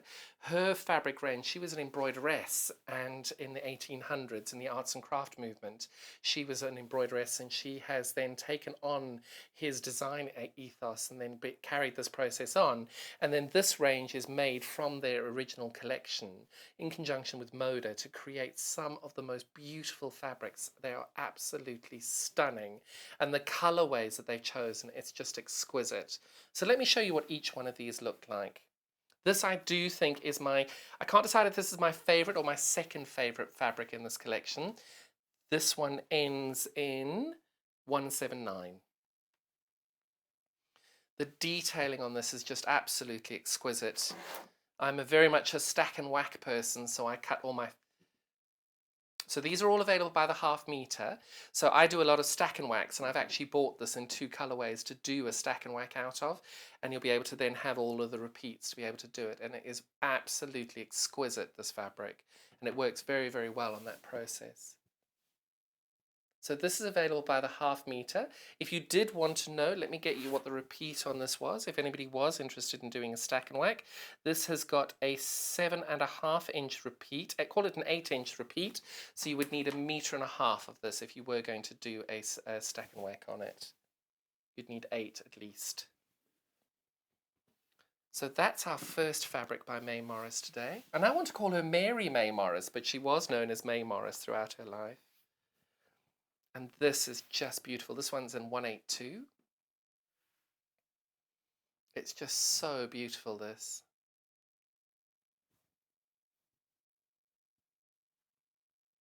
You can just tell the level of detailing on these beautiful little bluebells there. It's absolutely stunning, the level of detail that they've gone into on this collection. But in the arts and crafts movement in the 1800s, you can tell how beautifully they focused on their fabrics and how they've focused on the detailing on it. And that's now been beautifully followed through with using the Moda design aesthetic to carry on this collection. This one, we have only got 4 meters of this, so that's 8 units. So if you were keen on this, please do make sure you check your basket out as you're going along. We don't want you to be missing out on some fabrics. If it is sitting in your basket, there is only 8 units of this left, so please do check out. We don't want you missing out on those. So that is £7.49 there for a half meter. If you did order 2 meters, that would come to you as a 1 meter piece. So please make sure you're checking out as you go. Now this one, we only have 3.5 meters of this fabric, so that's 7 units. This is ending in 162. This is so beautiful as well. Same design as the previous one, just with a green background, and you can tell just how exquisite that is. Really beautiful, beautiful fabric.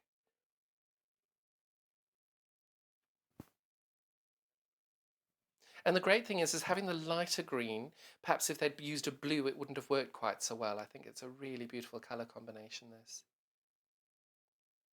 I'd love this as a backing of a quilt. It's beautiful. There's only 3.5 meters left of this piece, so do make sure you check out as you go if you were interested in this fabric. We don't want you losing out on that.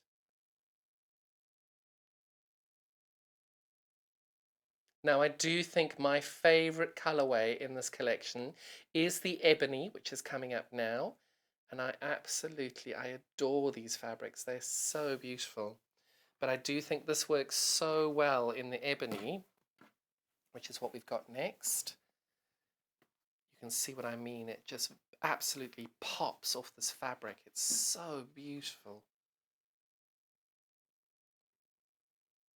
I do think this is one of my favourites. So I'm torn between the ebony that I showed you the first time, this one, and then the very last fabric in this collection. We've got a little bit more in stock of this one as well, so do please make sure you're checking out as you go. We don't want you to miss out.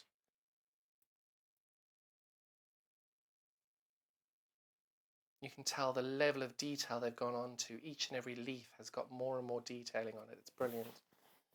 Even down to the little flowers, as you go through, the little flowers have got all these different details. You can see on the little bluebells, you've got all those little pops of stems there. It's beautiful. Stamens, not stems. Lovely.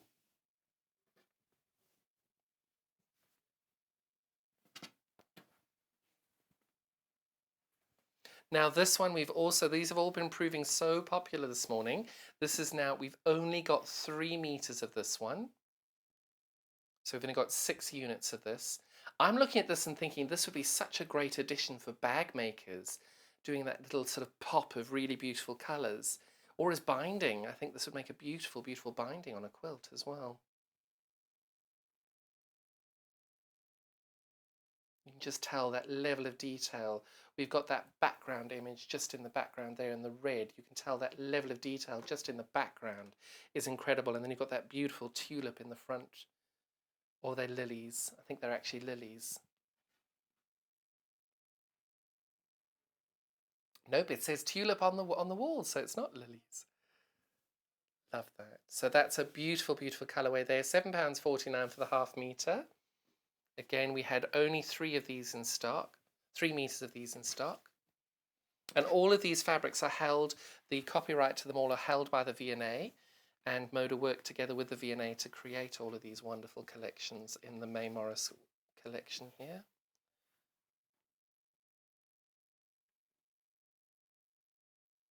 So this is the studio stripe twill on ebony. Again, that level of detail that they've gone into on this fabric is extraordinary.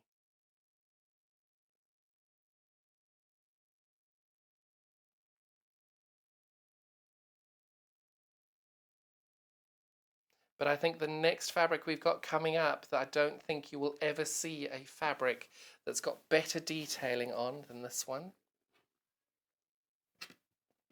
This has got to be one of the most beautifully crafted pieces of fabric out there. Just look at that. Just look how extraordinary that is. That's how much a half metre of the fabric looks like, well, how much you're going to get. But just, oh, I've got this upside down. Turn this around. Just look at the detail on this. It is just extraordinary. You can see the level of detail on this is absolutely phenomenal.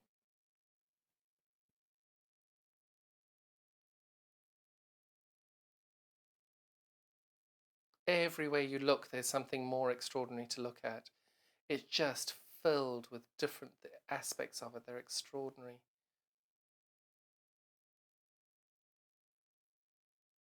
I kind of think this is inspired from a wallpaper of some kind. The name of this is called The Owl 1895, and you can just imagine this being in some beautiful home as a detailed painting, a mural of some kind. It's very, very special.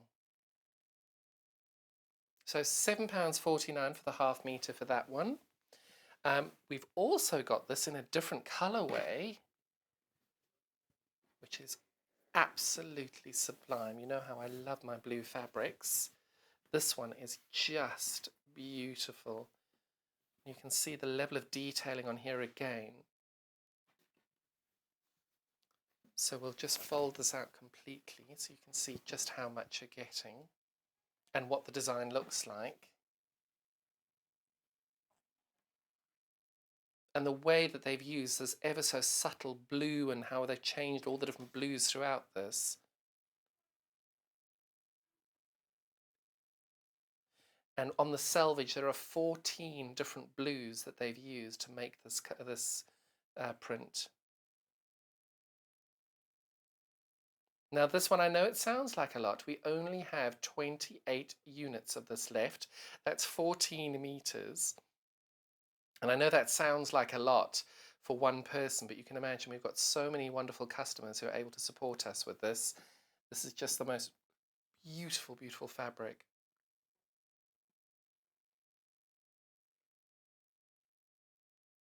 Just gorgeous. Look at that detailing. Love that. £7.49 for the half metre there. If you did buy multiple units of this, this would come to you cut as a single piece. So if you needed that as a beautiful backing, you can then get that as a single piece. 3 more, unfortunately. I just want this to go on forever because these fabrics are just so beautiful. This one is the Arcadia on gold fabric. Again, that level of detail here just shines through this design.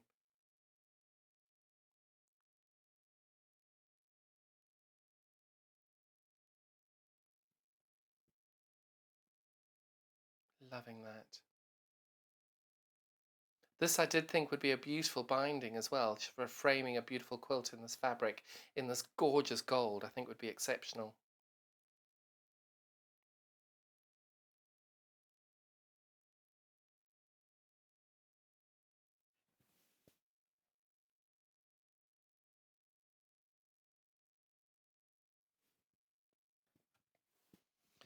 And then two more of this. We've got the same design there, but in the ebony fabric.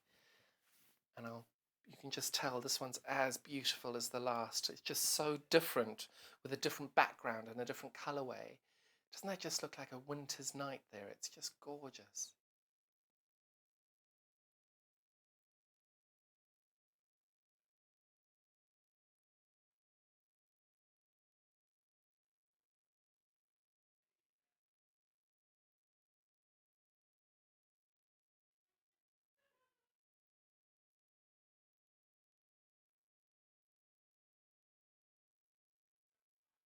It's really beautiful fabric, this one. And it's very interesting with these because most people would have their favorites in every range, but I certainly feel that my design favorites in this range are the ones with the ebony backgrounds. Not quite sure whether that's right or wrong, but I think it's one of those preference things. You can see just how beautifully effective these are. And then my very last one, which I think might be my second favorite fabric in this range, is this. It is so beautiful. And the detailing on this, it's so subtle, but so elegant. It's the honeysuckle on ebony fabric, £7.49 for the half metre there. But the level of detail on every single leaf, on every petal, you can see just over here that beautiful red, you can just see those red stamens in the middle of those flowers on those honeysuckles. It's just extraordinary. And on each leaf you can see those slight little lines on every single leaf just to make it absolutely pop that little bit more. And each vine, you can just see all the detailing on every single vine. This is the great thing about buying May Morris's fabric. It's that eye for detail and that the collection and inspiration she got from her father, and the eye for detail, being an embroidery-ess at that time. Everything was so important to get every single stitch, every line so perfect. And that follows through so beautifully on these fabrics. So spoilt for choice today on our May Morris. I do think that's my second favourite fabric on this collection. It's absolutely stunning. Now, the last three fabrics we have here are by three sisters, also by Moda, and they actually are three sisters. We've got these each by the half metre. This one ends in 192. Oh, I've got this the wrong way around. And the reason I know I've got it the wrong way round is that the fabric, the background here is actually newspaper writing, or it's accounts, because you can tell it's got pounds, shillings and pence along here. And it tells you what each thing is as you go along. And it's extraordinary to have that detail behind this wonderful floral print on the front of it. It's very cleverly done, this. This is the script porcelain on white fabric. Half a metre of that is £7.49. So the three sisters, they also take inspiration from older quilts, and the three of them each design certain sections and certain elements in their design process. And each of the three sisters' collection throughout the different collections they've done, and if I'm not mistaken, they've done 10 already, each of them have the same grey, the same red, the same teal, the same green, all the way through, so that you can use the three sisters from the very beginning of their collection series right up to the end. You can mix and match those colorways as you go through. It's a very clever design aesthetic that they've done, and Moda have been wonderful in supporting them to be able to continue that all the way through their design process. So that's the first of the three that we have. Then we have this gorgeous teal. I don't know if we've called it teal. Not sure if it's called teal on there, but it's silver on sky blue. And again, you've got that wonderful script behind your, I'm going to call it you know, when you do block printing, kind of feels like that beautiful rose is a block print, but you can see all the writing written behind it on what looks like a receipt or accounts of some kind. Maybe an invoice. But it's just so beautifully designed as well.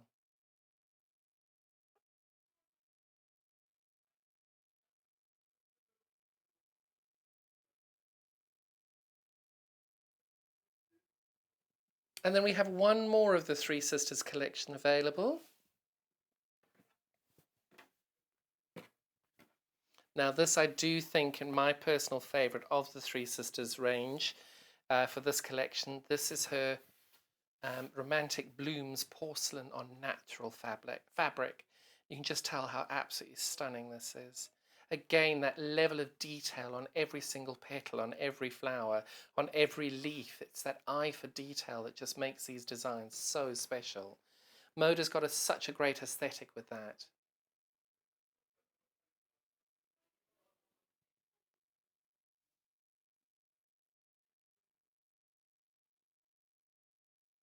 You can see what I mean on every single petal, on every leaf there. You can tell those design features there.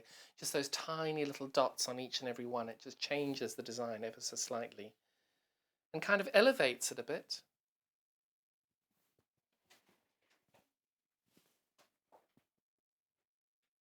So that is the last of our Three Sisters fabric collection today. Isn't that just the most beautiful little collection of fabrics there? So now I'm going to show you, perfect. Now, we've had this on the other day, and it is one of the most phenomenal products that I personally have ever used and ever bought. As a quilter, we all have them. So we're going to have pieces of wadding, and then you've got another piece of wadding, and you've got another piece of wadding, and we all know we've got loads of little pieces of wadding like this. So what they have done is they have created something called wadding tape. Now, I have only recently come into contact with wadding tape, and I am absolutely head over heels in love with it. When you get the wadding tape, this is by heat press. So this is how it'll come to you. It'll come in a little plastic bag. You'll get the wonderful heat press here with a little label. Now, when it comes to you, you're going to see it's got this little plastic bit, and you'll see on the edge there'll be an end to it where you can peel the plastic bit off. Keep peeling. You don't need the plastic bit. And the reason I tell you that is the plastic melted on my iron because I thought that was the product. It's not. So take all of the plastic off. Make sure you read the instructions on the back there first. And then you're going to get your wadding tape to the point where you'll feel it'll feel like fabric. Now, one side is going to be incredibly smooth and soft, and the other side is going to be slightly bumpy. We want the slightly bumpy side. Now, a lot of people think you can only use this for very small pieces of wadding. I have used the 3/4 inch wadding tape, and I had very, very long pieces of wadding. And I have been able to attach those very, very comfortably, exactly as I'm about to show you. I've been able to attach those very, very easily. And if you are worried about the stability of it, all I've done is I've attached one on this side, one piece of tape on this side, and then a second piece on the other side, because I just thought it was a lot easier being able to have that extra piece of wadding, being able to do that. Now, the first thing you're going to do is you're going to line your wadding pieces up together. Now, over here, you're going to see I've got a little bit of a lip of wadding here. So all you do at this point is you go and get your trusty pair of Fiskars scissors, and all you do now is you just ever so slightly trim this down so that your wadding edges butt up beautifully together there. You don't want to have any gaps or any overlap. And you're going to get that all lined up perfectly like that. Right, so I'm going to rotate this to the side simply because it's not natural to be pressing that way. Then when you've got your wadding tape, the heat and press, again, you've got that wonderful soft silky section. That soft silky section is going up, and then the bobbly bit at the bottom is the glue section. So I hold my wadding together, I roll this out. I'm not going to do too big a section at one time. I'm going to pop that down there. And you can see all I've done is just ever so slightly, I've just rested it upon there. Now, if you have got some a piece of paper that you can put over just to protect your iron, do so. Mainly because we all make mistakes, and if you have got this the wrong way, we don't want you to damage your iron. All you do is just pop a little bit of piece of paper, and you just hold the iron down. And it's a bit like the Bond-a-Web process. You're looking for about 4 or 5 seconds, and then you just peel that back, and you can see that this is now completely held down without any problems whatsoever. And all you do then is slide this down. Now, if you're doing this on your ironing board, you just then slide your wadding down that little bit, get everything all lined up again, put the heat and press on top of it. Again, take your little piece of protective paper and you just pop that down. Again, you don't need much, 5-10 seconds. There we go. And you just keep going all the way down the wadding till you get to the very end. Now, as I said to you, I've sealed up king size sections of this. I've put them through my long arm quilting machine with no problem whatsoever. This one, you're getting 10 yards of this fusible tape, and this is by 3/4 of an inch. But if you don't feel comfortable just doing the one side of it and you are worried, and I've had no problem, I put this through the machine without any issue whatsoever, just using the 3/4 of an inch.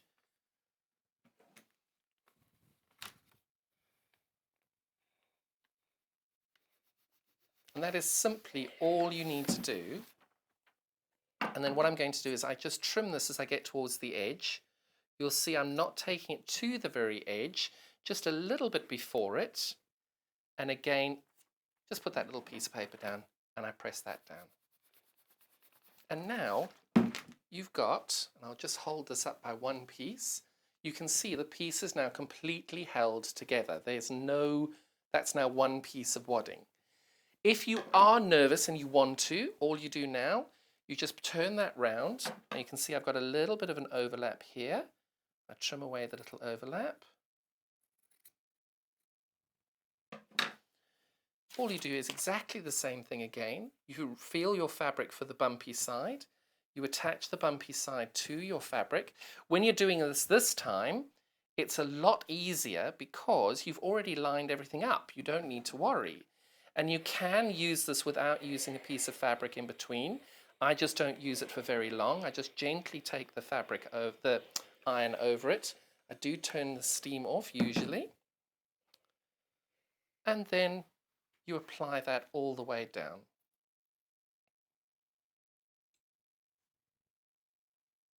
And it's that simple. So all those wonderful little pieces of wadding that you've got lying around in your studio, you're always looking and going, oh gosh, I haven't got enough wadding, I haven't got enough wadding. Well, actually, if you take all those little pieces together and do a little wadding jigsaw party, you can attach these all together and create a really special, big-sized piece of wadding, and you're saving yourself a bit of money by having to buy an extra big piece of wadding. And also, it's obviously a lot kinder. Now, you see, when you do this, make sure you have actually attached that all the way along. If you have made a little mistake and it has gone wrong, you just peel that back and you cut it off. You just get a new little piece of this. Make sure you're feeling for the right edge. Trim that down.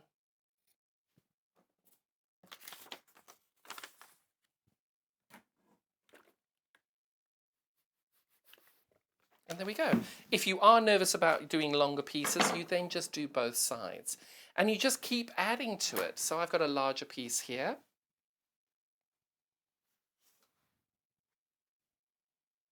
Exactly the same way. Line that all up. I've lost my little piece of tape. Make sure you feel whether it's the bumpy side or the soft side. You line that there. Take your little bit of protective paper.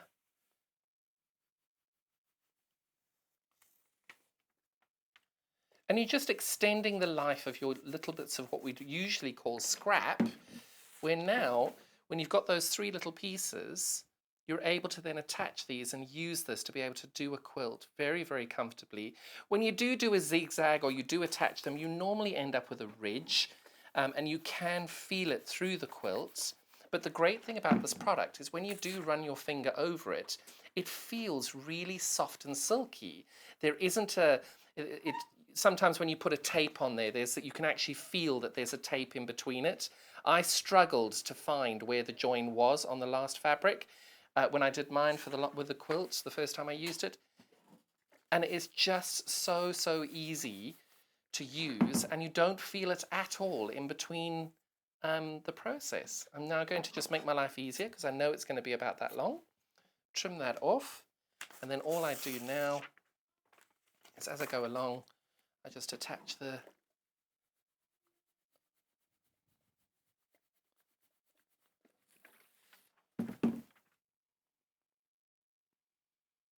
Now again, if you have made a mistake and you have done what I've just done and you put the wadding in the wrong place, all you do is you peel it back and then you just trim it off.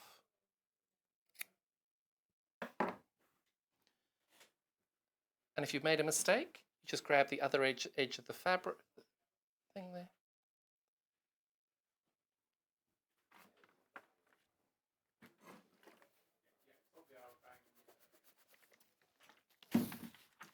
And there we go.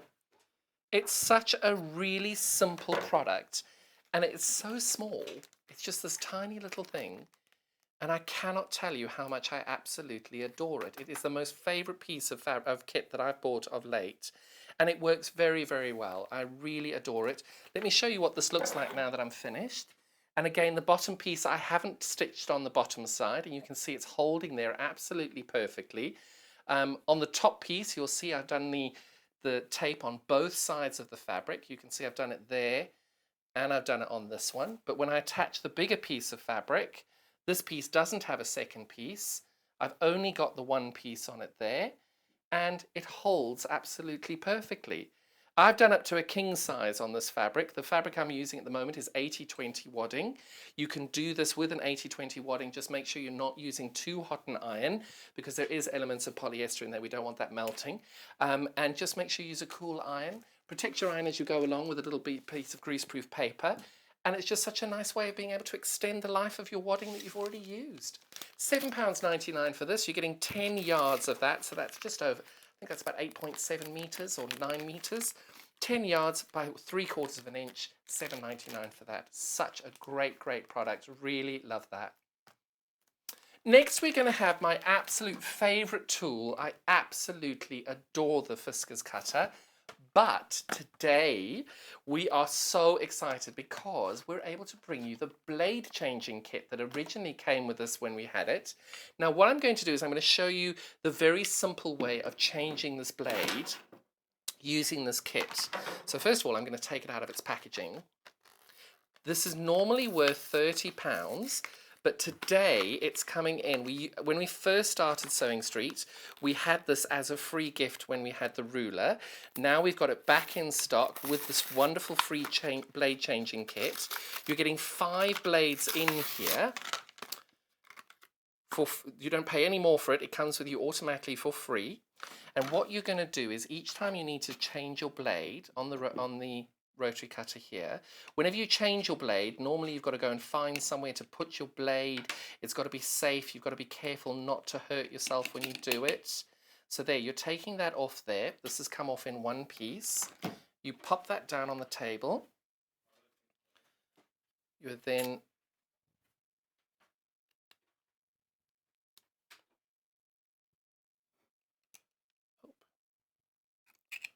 so you can see you've got the blade there. You pop the old blade in there. Now it's all completely secure and in there. You don't need to worry about it.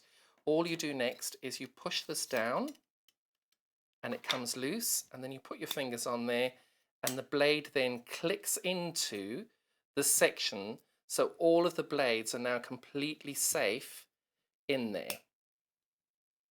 The next thing you're going to do is you're going to take your new blade and you pop that up. You can see your new blade's now slid up to the top. You take that back And then all you do next is you pop that on there. Now, I've been a little bit ambitious. I did that the wrong way.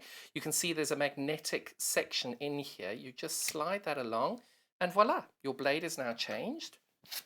And all you do now is you pick up this again. You take this over here. Again, you're protecting yourself in all the ways you need to. And you just simply slide that on there, reattach your blade.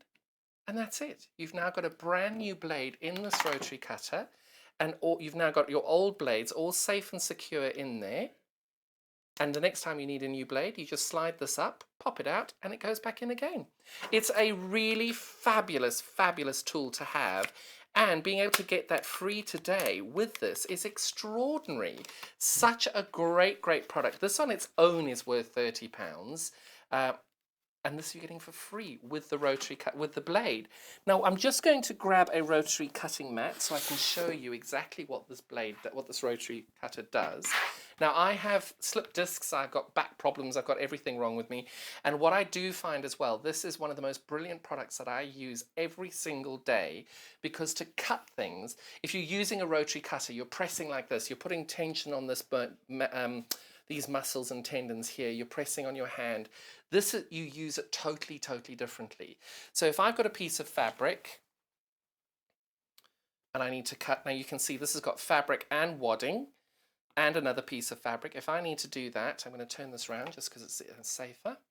You can see I've got all that. If I want to square this up, I put my hand down here, I take my blade, I pop that down and I push through and it's cut through.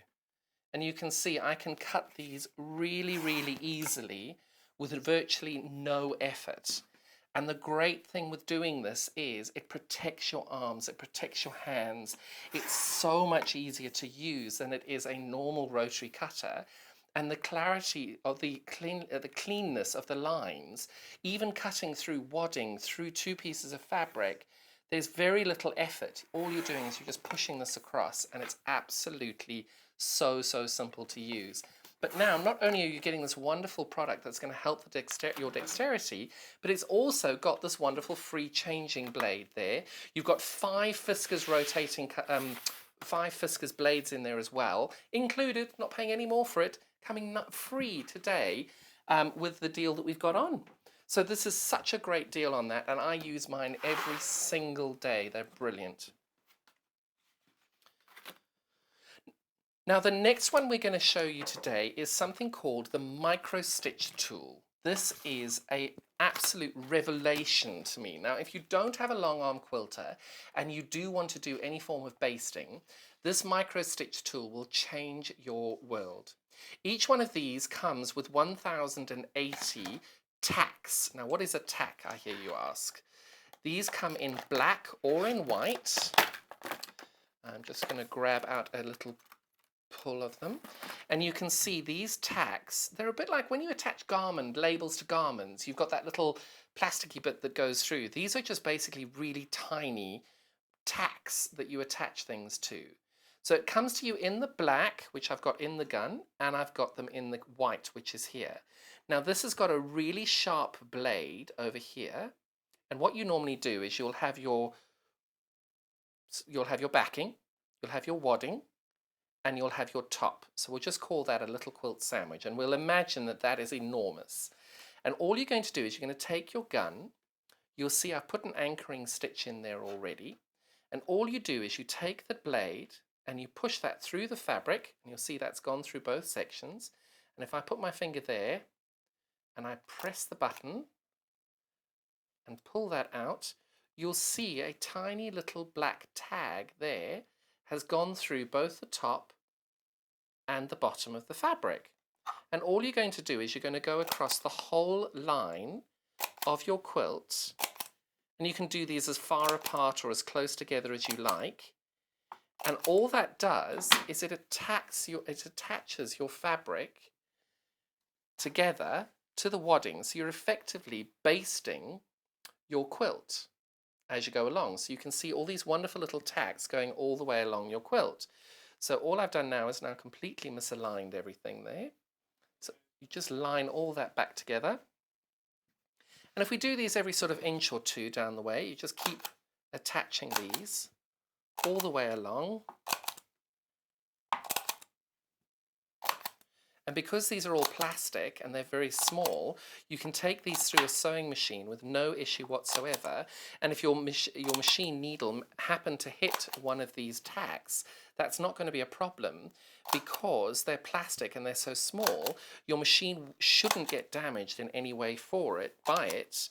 It's just such a great way to be able to baste a quilt and to attach things together, or even if you're just doing bag making and you wanted to use a wadding and do some free motion quilting or something on it, it just helps stabilize your wadding and your interfacing with your back and your front to be able to get those beautiful stitches all the way along. So you can see here now the top is completely tacked down.